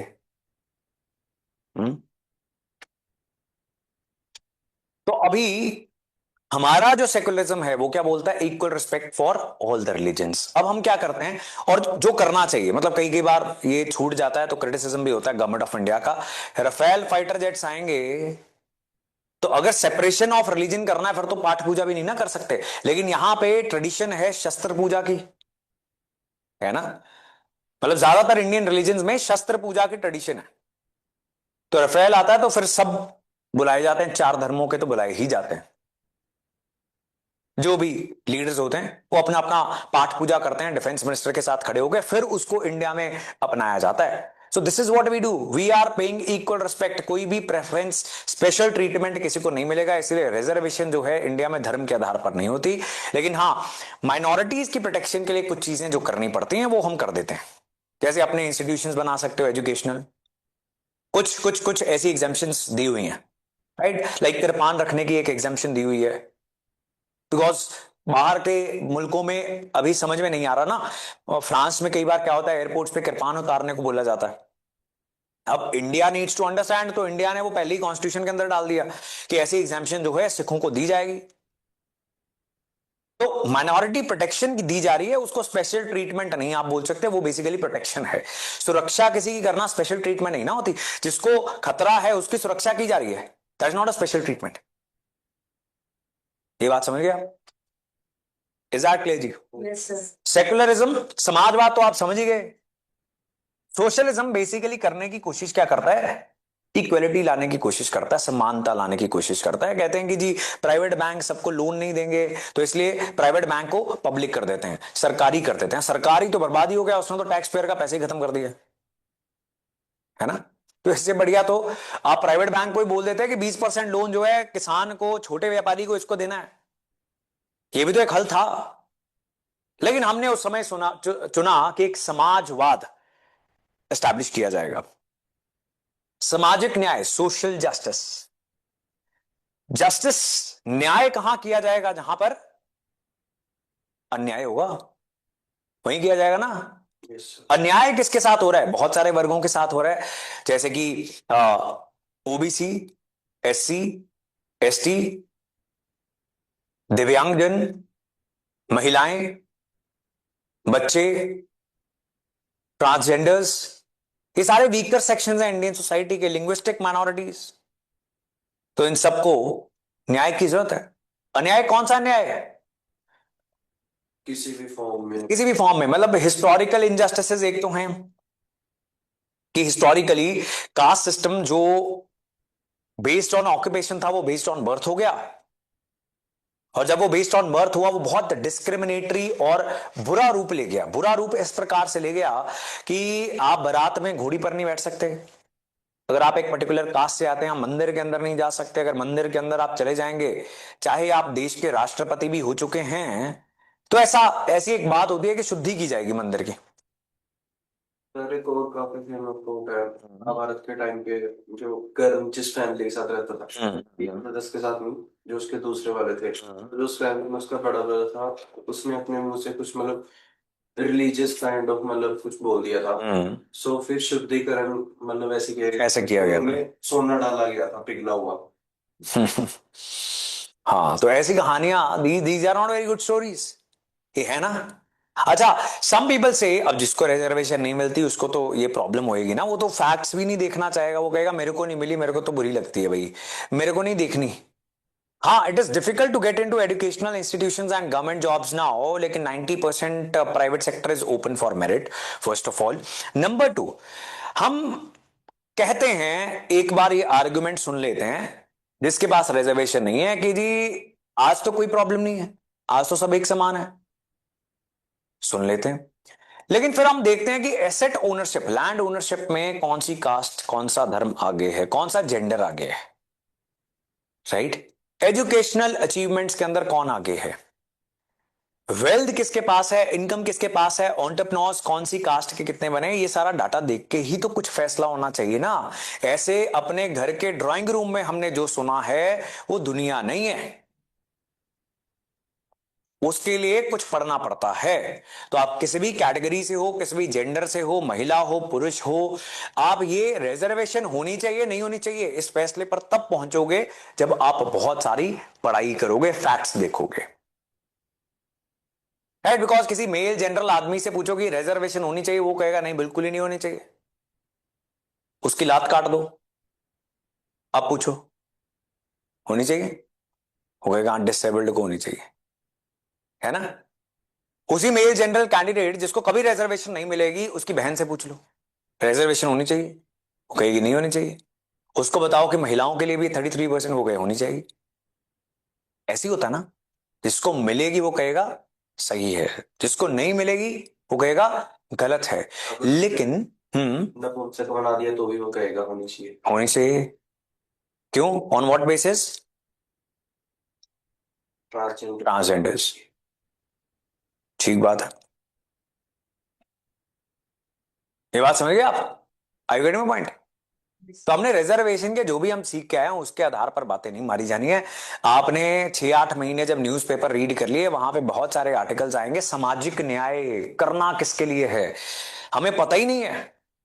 Now I am also male general, है ना, तो अब नुकसान तो मेरे को भी सहना पड़ेगा। लेकिन अगर देखो बात सच तो ये है कि मेरे घर में भी जब शादी की बात होती है प्रेफरेंस किसकी होती है, कुछ बिरादरियों की होती है, होती कि नहीं होती। क्या हम अपने परिवारों से ये बायस्ड एटीट्यूड हटा पाए, या फिर हम हटाना चाहते हैं, शायद हम नहीं हटाना चाहते, तो मत हटाओ, ठीक है, करो जिससे शादी करनी है, लेकिन ये मत बोलो कि भाई डिस्क्रिमिनेशन है नहीं, ये मत बोलो, ये तो फिर झूठ है, ये तो दोहरा चरित्र हो गया, डबल स्टैंडर्ड्स हैं ये बात सही है कि नहीं जी। लेकिन प्रॉब्लम यह है कि एससी कम्युनिटी के अंदर खुद भी डिस्क्रिमिनेशन है। एससी कम्युनिटी में भी एक कम्युनिटी कहती है कि हम ऊपर वाली एससी कम्युनिटी है, नीचे वाली एससी कम्युनिटी के साथ शादी नहीं करेंगे। इस सोसाइटी के अंदर जिन धर्मों ने जात पात को खत्म करने की कोशिश की, उन धर्मों के अंदर भी आज जात पात है। The society is not ready to give up caste. ये सोसाइटी कास्ट छोड़ने के लिए रेडी नहीं है। महावीर जैन ने कोशिश कर ली, गौतम बुद्ध ने कर ली, कबीर, नानक, नामदेव, पता नहीं कितने लोग आ गए, सबने कह के देख लिया, नहीं मान रहे, नहीं ही मान रहे, नहीं ना मान रहे। लेटेस्ट अटेम्प्ट हुआ था, सबसे यंगेस्ट जो इंडिया का धर्म है सिख धर्म, उसने भी यही कहा ना कि जात पात नहीं होनी चाहिए। इतने सारे मैसेजेस दे दिए कि रंगरेटे गुर के बेटे, ये बात बोली गई। सो क्यों मंदा आखिए, महिलाओं की एम्पावरमेंट के लिए बोली गई। ये सारा सोशल जस्टिस ही तो है। इंडिया के इतने सारे उसके बाद रिफॉर्मर्स आए, राजा राम मोहन रॉय आए, बहुत सारे लोग आए, लेकिन हम नहीं सुधरे हैं। हम सुधर गए हैं? हम नहीं सुधरे हैं। आज भी जिस भी आप धर्म से हो, जिस भी आप कास्ट से हो, आपकी एक बिरादरी है। आप थोड़ा सा ऊपर या नीचे तो एडजस्ट कर लोगे, लेकिन बहुत ऊपर या नीचे जो है अनकंफर्टेबल हो जाएंगी इंडियन सोसाइटी की सारी कैटेगरीज। अनटिल अनलेस आपको नौकरी लेनी है और आपकी एडमिशन नहीं हो रही, तब आपको जरूर लगेगा, अगर आपका नुकसान हो जाए तो, कि रिजर्वेशन तो गलत है। ठीक बात है, क्या ये बात सही है? एक अनबायस तरीके से तो हम यही तरीके से सोच सकते हैं।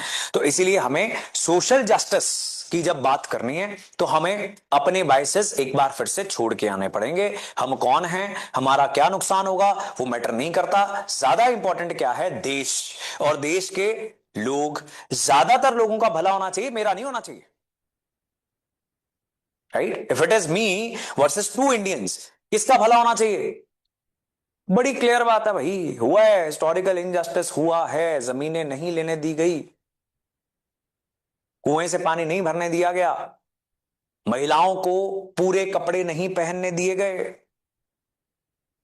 जो सो कॉल्ड लोअर कैटेगरीज की महिलाएं थी, कुछ इलाके में वो पूरे कपड़े नहीं पहन सकती थी, उन्होंने पहन लिए, क्योंकि अब 20वीं शताब्दी शुरू हो गई थी, 1900 स्टार्ट हो गए थे, उन्होंने पहन लिए, तो दंगे हो गए कि इनकी हिम्मत कैसे हुई, अब ये हमारी महिलाओं की तरह कपड़े पहनेंगी।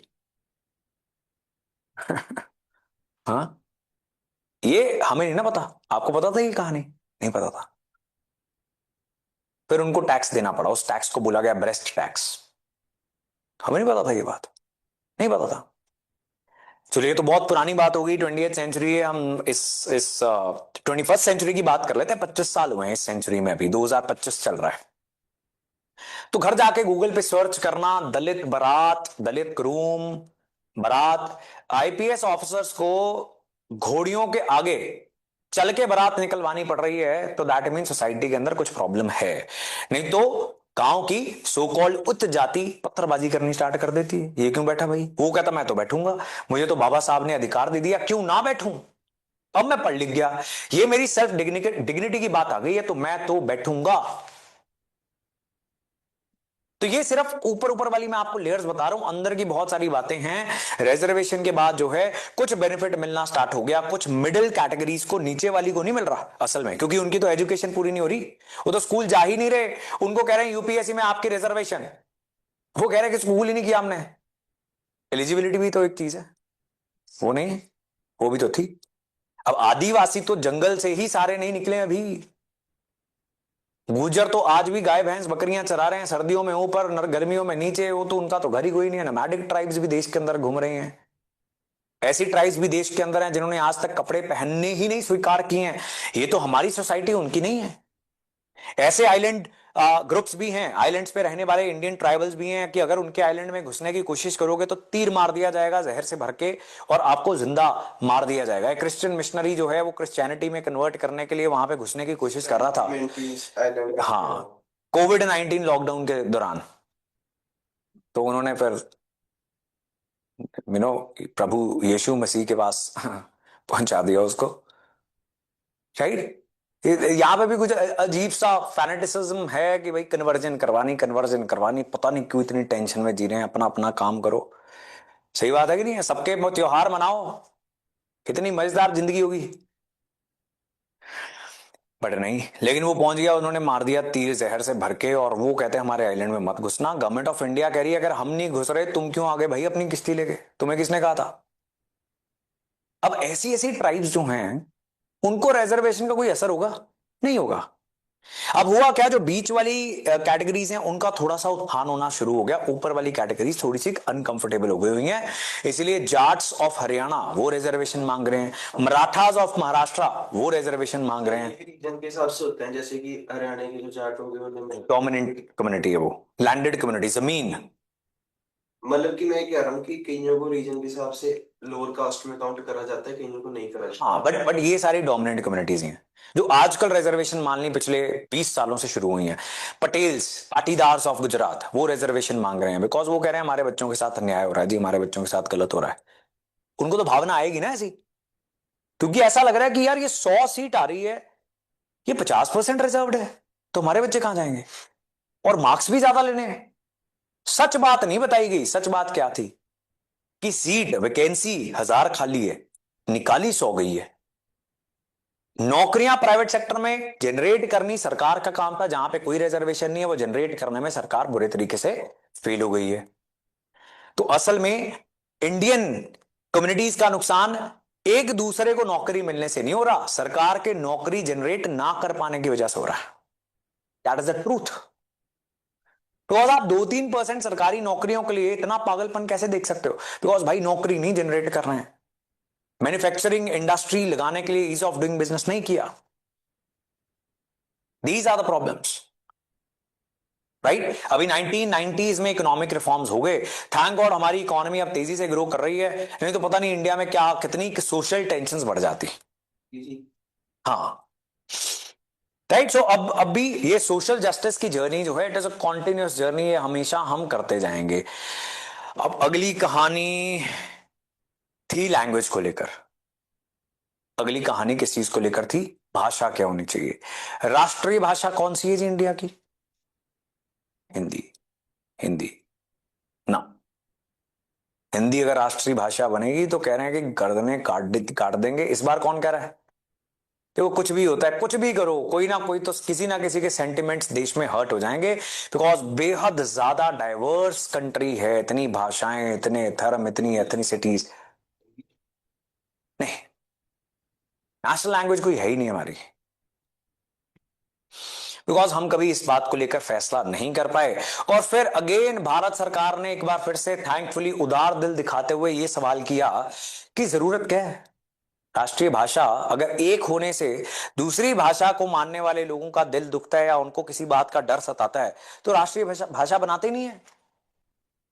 ठीक बात है कि नहीं? अच्छा किया। सरकारी भाषा के प्लेटफॉर्म पे बहुत चल रहे थे, महाराष्ट्र में मराठी बोलो। हाँ, वो भी चलता है।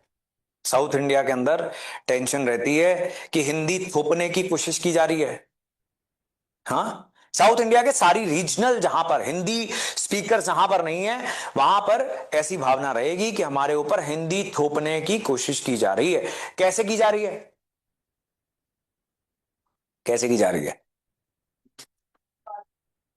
Curriculum, right. जो माइग्रेट्स आ रहे हैं वो हिंदी ही बोल रहे हैं, उनकी रीजनल लैंग्वेज है। हिंदी बोल रहे हैं, ठीक बात है, काम हिंदी में हो रहे हैं, ऑफिशियल काम हिंदी में हो रहे हैं, लेकिन वो तो हो ही नहीं सकते। वो तो कॉन्स्टिट्यूशन कहता है कि आप हिंदी के साथ साथ इंग्लिश भी यूज करोगे। ऑफिशियल लैंग्वेजेस इंडिया के अंदर हिंदी और इंग्लिश हैं, और वो इसलिए रखे गए बिकॉज हमें एक लिंक लैंग्वेज चुननी थी कि सारा देश कौन सी भाषा में बात करेगा एक दूसरे के साथ। आप अगर चले जाओगे पुडुचेरी, या चले जाओगे लेट्स से कर्नाटका, बड़े शहर में नहीं गए आप, बेंगलोर नहीं गए, कर्नाटका में आप चले गए किसी छोटे इलाके के अंदर जहां पर गांव है, वहां पे आपको बातचीत करनी है, क्या बोलोगे अब? कन्नड़? इंग्लिश। उनको नहीं आती समझ, तो गांव के लोग हैं, उनको तो कन्नड़ आती है। अब क्या करें? वापस आ जाते हैं फिर यही कर सकते हैं, है ना? तो देश एक दूसरे से बात कैसे करें? जो पंजाब के भी लोग होते हैं या हरियाणा के लोग होते हैं, गांव के लोग, वो इंग्लिश थोड़ी जानते हैं। तो ये तो एक मिथ है कि साउथ इंडिया के सारे लोग अंग्रेजी बोलते हुए पैदा हो रहे हैं, ऐसा कुछ नहीं है। आप किसी पंजाबी के पास चले जाओगे जो बुजुर्ग है, जो सारी लाइफ गांव में रहा है, वो तो हिंदी भी नहीं बोल पा रहा है, वो तो टूटी हुई हिंदी बोल रहा है, वो अनकंफर्टेबल हो जा रहा है, वो 3 शब्दों के बाद वापस पंजाबी में स्विच कर जा रहा है, वो कह रहा है भाई नहीं बहुत मुश्किल काम है, हिंदी नहीं बोली जा रही मेरे से। बट सर साउथ इंडिया में हिंदी के कंपैरिजन में ज्यादा लोग मतलब इंग्लिश ही बोलते हैं। ये मतलब हिंदी से ज्यादा इंग्लिश बोलते हैं, सबसे ज्यादा तो अपनी रीजनल लैंग्वेज। ये किसने कहा? क्या चीज? ये किसने कहा? सोर्स? ये सर मुझे ऐसा लगा सर जितनी भी मूवीज वगैरह में वो डाटा नहीं ना होता, डाटा देखना पड़ता है। हमारी perceptions are not the reality, मेरी परसेप्शन रियलिटी नहीं है। ऐसा नहीं होता। गांव के लोग, उनको सिर्फ अपनी एक भाषा आती है, उनको दूसरी कोई भाषा नहीं आती है। तो देश के अंदर कोई लिंक लैंग्वेज चाहिए थी, तो लिंक लैंग्वेज किसको बनाए जी? अंग्रेजों की भाषा को बना लेते हैं। तो वही तो रूल कर रहे थे, वो यही तो चाह रहे थे, वही तो थॉमस मैकुले लिख के गया था 1835 के अपने माइन्यूट के अंदर कि अंग्रेजों को, इंडियंस को अंग्रेज बनाना है, अंग्रेज चपरासी बनाएंगे इनको, ताकि हमारी एडमिनिस्ट्रेशन चलाने के लिए ये Indians in blood and colour, लेकिन Indian English in taste and everything else. Taste, manners, अंग्रेज बना दो इनको। अब अंग्रेजी लिंक लैंग्वेज हो सकती है या फिर क्या हो सकती है? हिंदी। हिंदी हो सकती है।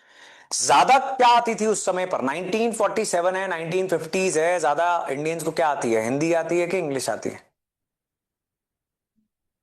इंग्लिश नहीं। मतलब 1950 में इंडिया आजाद हुआ है, इंग्लिश कहां बोल रहे हैं सारे? एवरीबडी टॉकिंग, हमारे दादाजी तो नहीं बोल रहे थे। हिंदी बोल बोल सकते हैं ना ज्यादातर लोग। मेजोरिटी नहीं है, लेकिन ये 50% भी नहीं है। हिंदी से पहले कौन सी लैंग्वेज बोलते थे? बहुत सारी लैंग्वेजेस हैं। रीजन के हिसाब से होता था तब। अब ऐसा ना कि हिंदी के डायलेक्ट्स हैं। ब्रज भाषा, हरियाणा की हिंदी अलग है, वेस्टर्न यूपी की अलग है, ईस्टर्न यूपी की अलग है, भोजपुर की अलग है। अब भोजपुरी हिंदी है ना, तो हिंदी तो बहुत सारे डायलेक्ट्स में बोली जाती है। भाषा तो बहुत एक ब्रॉड टर्म होती है, उसके नीचे बहुत सारे डायलेक्ट्स होते हैं। ब्रज भाषा, भोजपुरी, ये सब। अब वो अलग अलग तरीके की हिंदी है जो बोली जाती है। उससे पहले आप चले जाओगे तो और बड़ी सारी लैंग्वेजेस थी, प्राकृत थी, राइट। हाँ, संस्कृत तो चलो एलीट लोगों की लैंग्वेज हो गई थी, वो तो बहुत वैदिक काल में यूज हुई। उसके बाद प्राकृत आम लोगों की भाषा थी। उर्दू बोली जाती थी बीच में कुछ इलाकों के अंदर। अब यही देश के सामने सवाल था कि देश की राष्ट्रीय भाषा किसको बनाना है, लिंक लैंग्वेज कौन सी होगी। ज्यादातर लोग अगर कोई एक लैंग्वेज बोलते हैं तो वो है हिंदी, लेकिन वो लोग भी मेजॉरिटी नहीं है। मेजॉरिटी कौन है? Non Hindi speakers. लेकिन नॉन हिंदी स्पीकर्स क्या एक भाषा बोलते? नहीं, वो तो बहुत सारी भाषाएं बोलते हैं। अब क्या करें? किसको बनाए लिंक लैंग्वेज? तो नॉर्थ इंडिया के लोग कहते हैं कि हिंदी होनी चाहिए राष्ट्रीय भाषा, नेशनल लैंग्वेज। साउथ इंडिया के लोग कहते हैं कि भाई ये तो गलत हो जाएगा। क्यों? अगर आपने हिंदी को राष्ट्रीय भाषा बना लिया तो उस समय प्राइवेट सेक्टर था नहीं। सरकारी नौकरियों के ही पेपर देने पड़ेंगे आपको। आर्मी में जाना है तो भी आपको पेपर देने पड़ेंगे। और वो कौन सी भाषा में होंगे फिर? अगर हमारी कोई राष्ट्रीय भाषा होती तो हिंदी में होते। तो एक तरीके से तो आपने सारे नॉन हिंदी स्पीकर्स को एक्सक्लूड कर दिया ना, बाहर निकाल दिया प्रशासन से, आर्मी से। और वो तो फिर सेकंड क्लास सिटीजन बन गए, दूसरे दर्जे के नागरिक बन गए वो।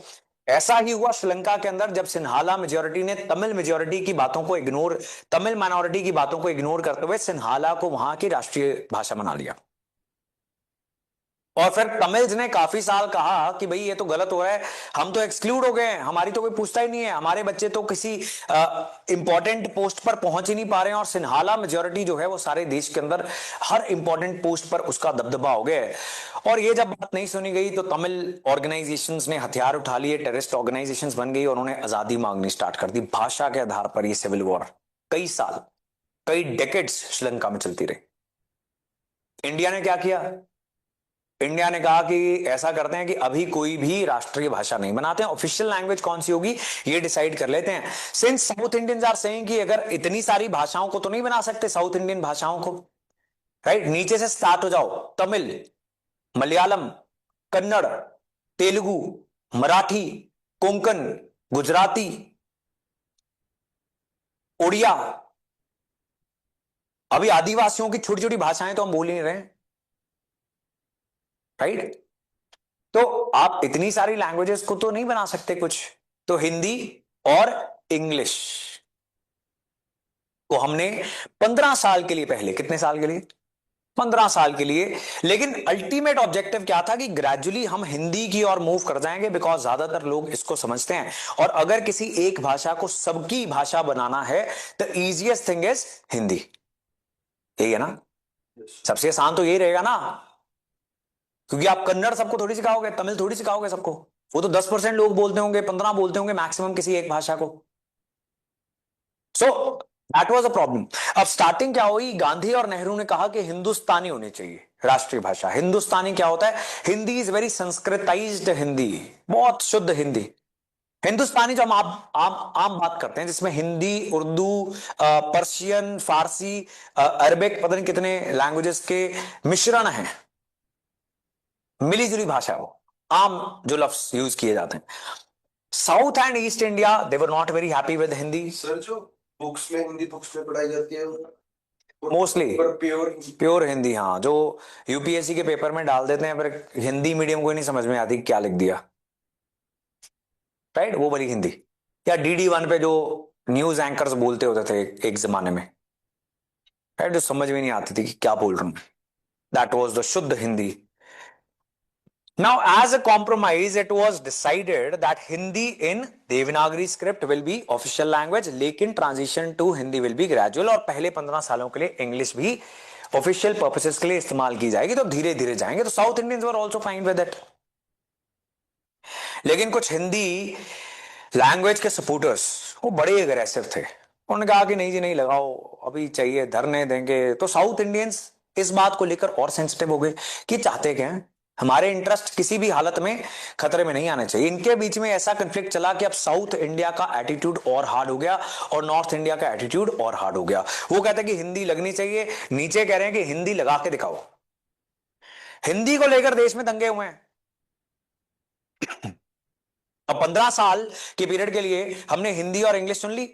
1965 तक ये चल रहा था। 1963 के अंदर ऑफिशियल लैंग्वेजेस एक्ट पार्लियामेंट ने बना दिया, जिसने हिंदी को ऑफिशियल लैंग्वेज बना दिया फ्रॉम 1965, एंड इंग्लिश को बना दिया एसोसिएट एडिशनल ऑफिशियल लैंग्वेज। तो एक एक करके दर्जा कम कर रहे हैं अंग्रेजी का। इसके विरोध होने स्टार्ट हो गए जी। साउथ इंडियंस ने अपने आप को आग लगा ली। जब दंगे होते हैं आप समझ नहीं पाते, लोग इतने ज्यादा सेंसिटिव होते हैं इन चीजों को लेकर। जब ओबीसी रिजर्वेशन भी देश के अंदर इंट्रोड्यूस की गई थी 1990s की स्टार्टिंग में, तब भी जनरल कैटेगरी के कुछ लड़कों ने अपने आप को जिंदा जला लिया था प्रोटेस्ट करते हुए। खैर, प्रोटेस्ट में ऐसा होता है। किसान मोर्चे में भी एक बाबा जी थे जिन्होंने गोली मार ली थी अपने आप को, याद है आपको, राइट? एक बड़े जाने माने सिख प्रीचर थे जिन्होंने अपने आप को गोली मार ली धरने के चलते हुए। This happened.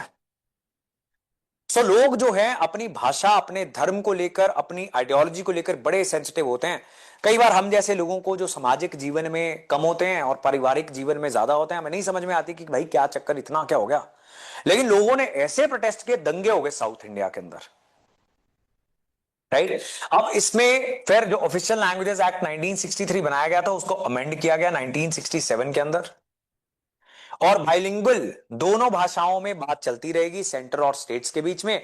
और सभी स्टेट्स अपने काम के लिए और पब्लिक सर्विस कमीशन यानी एग्जाम लेने के लिए, सिविल सर्विसेज के एग्जाम्स लेने के लिए, अब देखो ये बहुत इंपॉर्टेंट चीज थी, बिकॉज जब प्राइवेट सेक्टर नहीं था 1991 से पहले, उससे पहले या तो सरकारी नौकरी या फिर नो नौकरी, या फिर मुश्किल से गुजारा होगा आपका। इसलिए क्रेज इतना ज्यादा है सरकारी नौकरियों को लेकर आज भी, बिकॉज उस समय आपको कुछ भी स्टेबिलिटी नहीं देता था, आज भी नहीं देता। आज भी अगर आप प्राइवेट सेक्टर में जाओगे 5, 10, 15 हजार से नौकरियां स्टार्ट करनी पड़ती हैं, जो मर्जी डिग्री लेके अगर आप इन सब कॉलेजेस से जाओगे।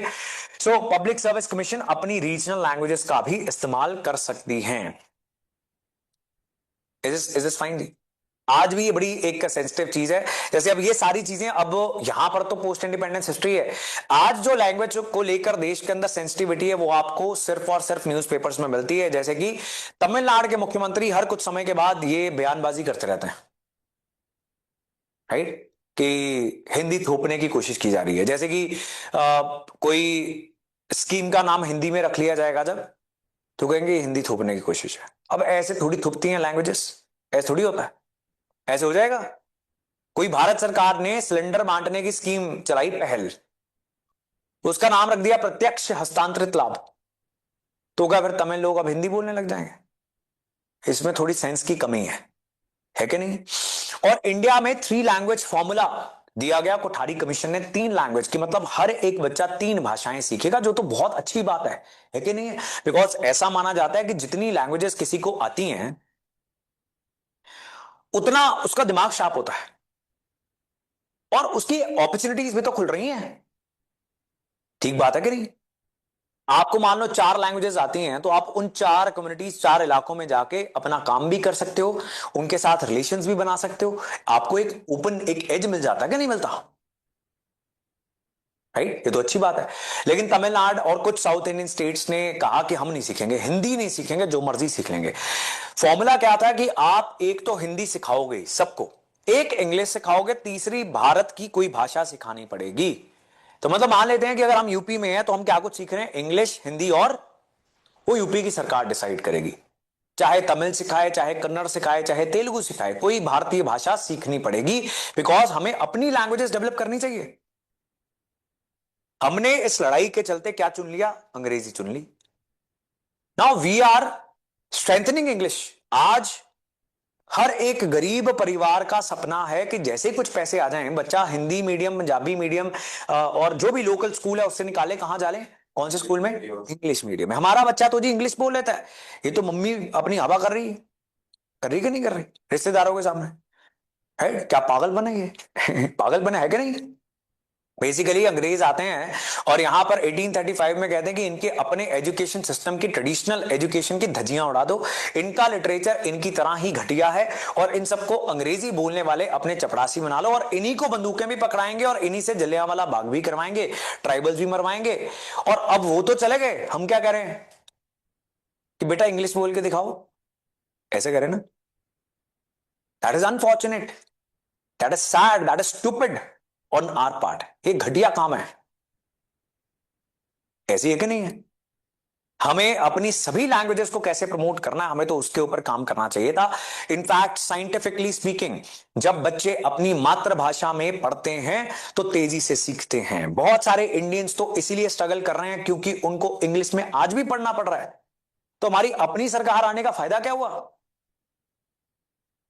लेकिन आज इस चीज को लेकर इतनी सेंसिटिविटी हो चुकी है कि अगर कोई सरकार हिंदी पढ़ाने की कोशिश करेगी या फिर रीजनल लैंग्वेजेस में मेडिकल और इंजीनियरिंग की किताबें छपवाने की कोशिश करेगी तो उसका विरोध होता है। लोग कहते हैं कि क्या पागलपन कर रहे हो आप? आज दुनिया अंग्रेजी को अपना रही है, आप पीछे जा रहे हो। किसी समय अंग्रेजों ने भी दुनिया को इग्नोर करते हुए अपनी भाषा अपनाई थी और आज उनकी भाषा दुनिया की भाषा बन गई है, तो हमारी क्यों ना बने? हमारी भी तो बननी चाहिए। सारे हम लोग रो रहे हैं कि मेरी भाषा खतरे में है जी, है ना, कि ये भाषा खतरे में, वो भाषा खतरे में है। तो भाई कुछ करो। What are you doing? उसके लिए क्या कर रहे हैं? कह रहे हैं डायरेक्शन बोर्ड पे ऊपर मेरी भाषा लिखो, उससे मेरी भाषा प्रमोट होगी। ऐसे ही होता ना, कर्नाटका में, पंजाब में, हर जगह पे कोई ना कोई ऐसा एक्टिविस्ट उठता है जिसकी राजनीति चल नहीं रही होती, वो कहता है ऊपर इंग्लिश लिख दी, फिर हिंदी लिख दी, मैं काला पेंट मार दूंगा इस पे, ऊपर मेरी भाषा लिखो जी। उससे क्या होगा? उससे कुछ नहीं होगा। These are stupid things. आप क्या करते जा रहे हो? आप अपनी सरकार को बोलो कि भाई बचपन में पहली 6 क्लास सिर्फ मदर टंग पढ़ाओ, इंग्लिश भी पढ़ाओ, लेकिन ज्यादा इंपॉर्टेंट हमारी अपनी लैंग्वेजेस होनी चाहिए। अब ये बड़ा बोल्ड रिफॉर्म है ना, बड़ा बोल्ड रिफॉर्म है, बड़ा मुश्किल से आएगा, बड़ा पेनफुल होगा, लेकिन इट इज आवर चॉइस। फिर अगर हमें सड़कों के नाम चेंज कर रहे हैं क्योंकि हम औरंगजेब की नाम की नहीं सड़क चाहते कि चाहते हैं, कुछ लोग तो वो भी क्रिटिसाइज कर रहे हैं, कह रहे हैं कि नाम चेंज करने से क्या होगा, पागल होगी ये सरकार। सरकार शहर का नाम चेंज कर दे, क्या उससे स्कूल बन जाएंगे? नहीं बनेंगे भाई, वो तो जब बनेंगे तब बनेंगे। लेकिन why should we have Aurangzeb road in India? Should we have? नहीं होने चाहिए वो, मेरा तो ऐसे ही मानना। देखो नेशन के लिए क्या किया? नेशन के एंड वो क्या करके गया है? ऐसा कौन सा ही काम करके गया जिसको हम याद करें और अपने बच्चों को भी याद करवाएं? बच्चा कोई पूछेगा कि जी औरंगजेब कौन था, गूगल करेगा, अच्छा ये बंदा था। तो क्यों? हमारे नेशनल कोई फिगर्स ही नहीं है, हमारे हीरोज खत्म हो चुके हैं। We are having long list of people. Rani Gaidinliu के बारे में किसी को नहीं पता, जो नॉर्थ ईस्ट की एक फ्रीडम फाइटर लड़की थी जिसने अपनी जान दे दी, किसी को नहीं पता। सूर्य सेन के बारे में किसी को नहीं पता, नहीं ना पता, नहीं पता। छोटे साहबजादों के नाम क्या हैं?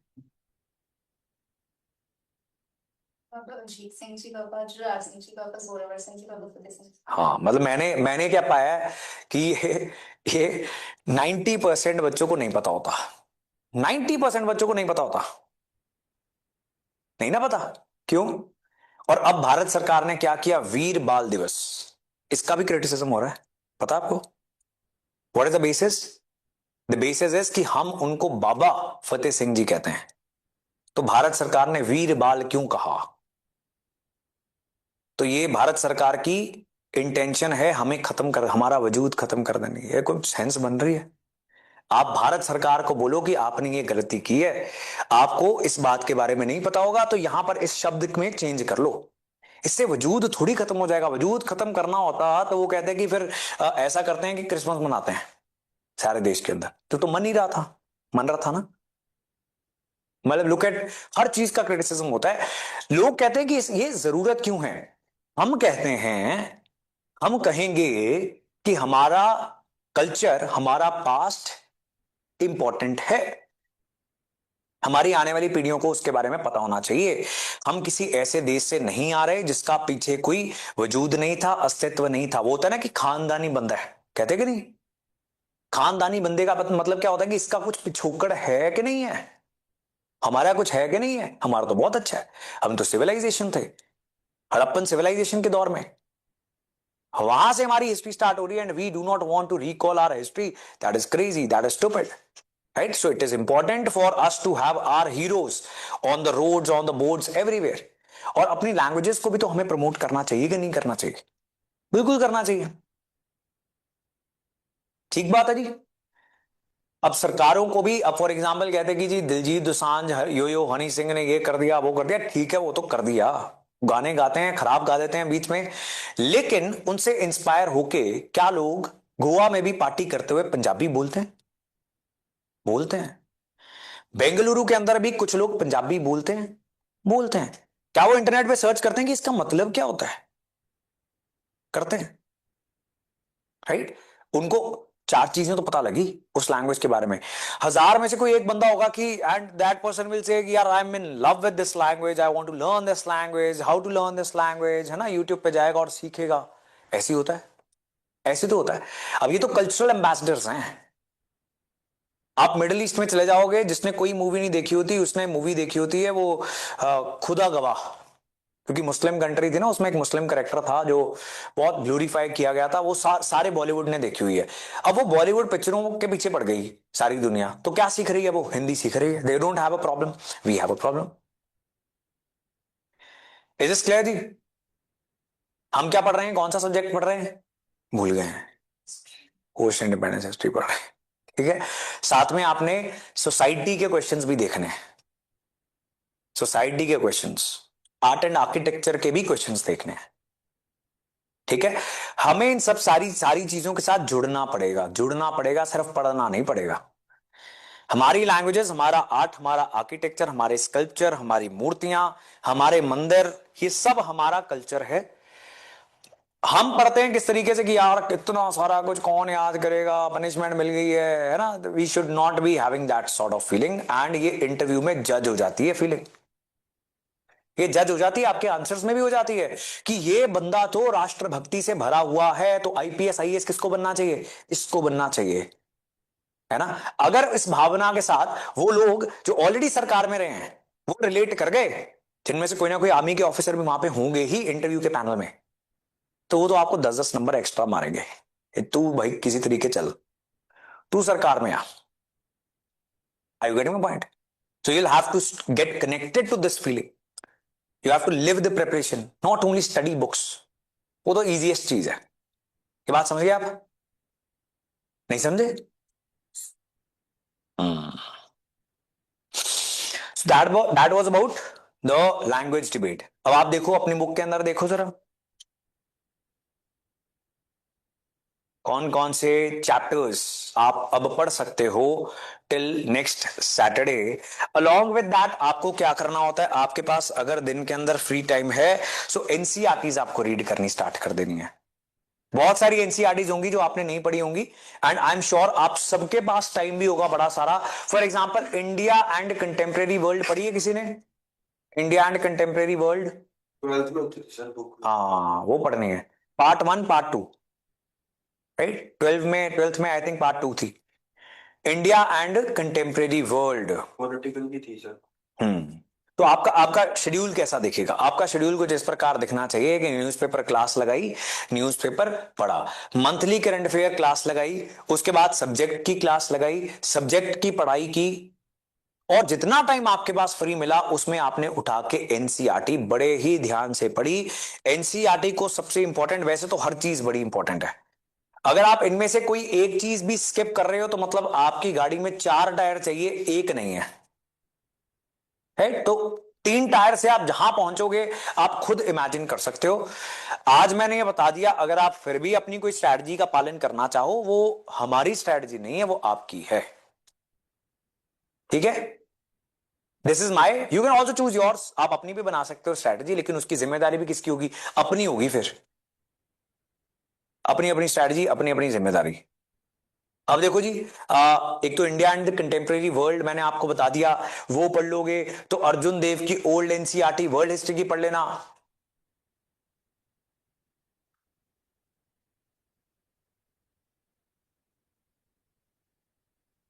राइट, सो वो पढ़ लेना आप। Then you can also pick up NCERT themes, themes in Indian history, themes in Indian history part 1, 2, 3।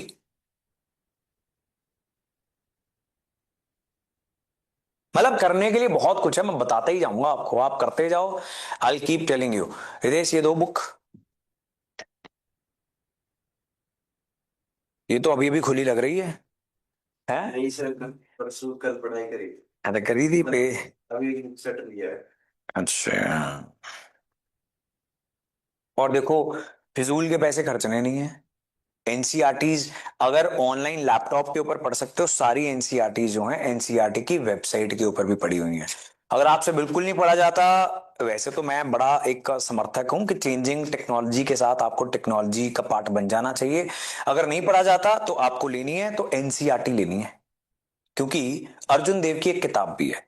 आप जाओगे किसी बुक स्टोर के पास और कहोगे कि जी एनसीईआरटी दे दो अर्जुन देव, तो आपको अर्जुन देव की किताब रखेगा, क्योंकि एनसीईआरटी सरकारी किताब है। 100 रुपए की, 120 रुपए की सबसे महंगी एनसीईआरटी होती, मार्जिन कुछ नहीं है किताब वाले का उसमें, तो वो रख देगा पब्लिशर की अर्जुन देव। आपने कहना जी एनसीईआरटी दो, ये बात समझ गए। सिमिलरली एक ओल्ड एनसीईआरटी आती है आर एस शर्मा की, तो उसी हिस्टोरियन की एक किताब भी है, तो वो दे देंगे। फिर आप लेके घूमोगे, फिर ये वापस नहीं करते हैं। ठीक बात है। बुक स्टोर पता है कहां पे आपको? नजदीक? हाँ, यहाँ भी है इसी, 15 अरे इसी मार्केट में भाई, राम बुक शॉप लेकिन एनसीईआरटी नहीं मिलती अब। है। हाँ जी, 42 में मिल जाती। यहाँ पे एनसीईआरटी नहीं मिलती? जाती है सर, पूरी गोल सेक्टर की मार्केट है। क्या कहते हैं ये वाले अंकल, क्या कहते हैं? से पूछा था, बोलते वो नहीं है। बातें 42 पास में ही है तो भी। हम्म, ठीक है, वहां से आप ले लो, लेकिन लेनी है एनसीईआरटी। ठीक है। आप आपकी जब भी एडमिशन हुई होगी, तब आपकी ईमेल आईडी के साथ भी शेयर हुई होगी। यस। ठीक है, वहां पर सारी पीडीएफ्स भी पड़ी होंगी, वहां से भी आप ले सकते हो। हाँ, 33, 34, 35, 36, 37, 38, एग्जैक्टली। तो 38 चैप्टर आप स्टार्ट कर सकते हो, उसमें debate over national language, linguistic, ये सारा कुछ हमने काफी कुछ कर रखा है। बाकी हम अगली क्लासेस में कर लेंगे। अगले वीकेंड में हमारा सिलेबस खत्म हो जाएगा, post independence history will be done. Right, जितना भी टाइम हमारे पास होगा, क्लासेस अगर उससे पहले खत्म हो गई तो we will try to do some answer writing, right, which is extremely important, because answer writing जो है डेवलप बड़ी मुश्किल से होती है। ठीक है जी, चलिए, that is all for today.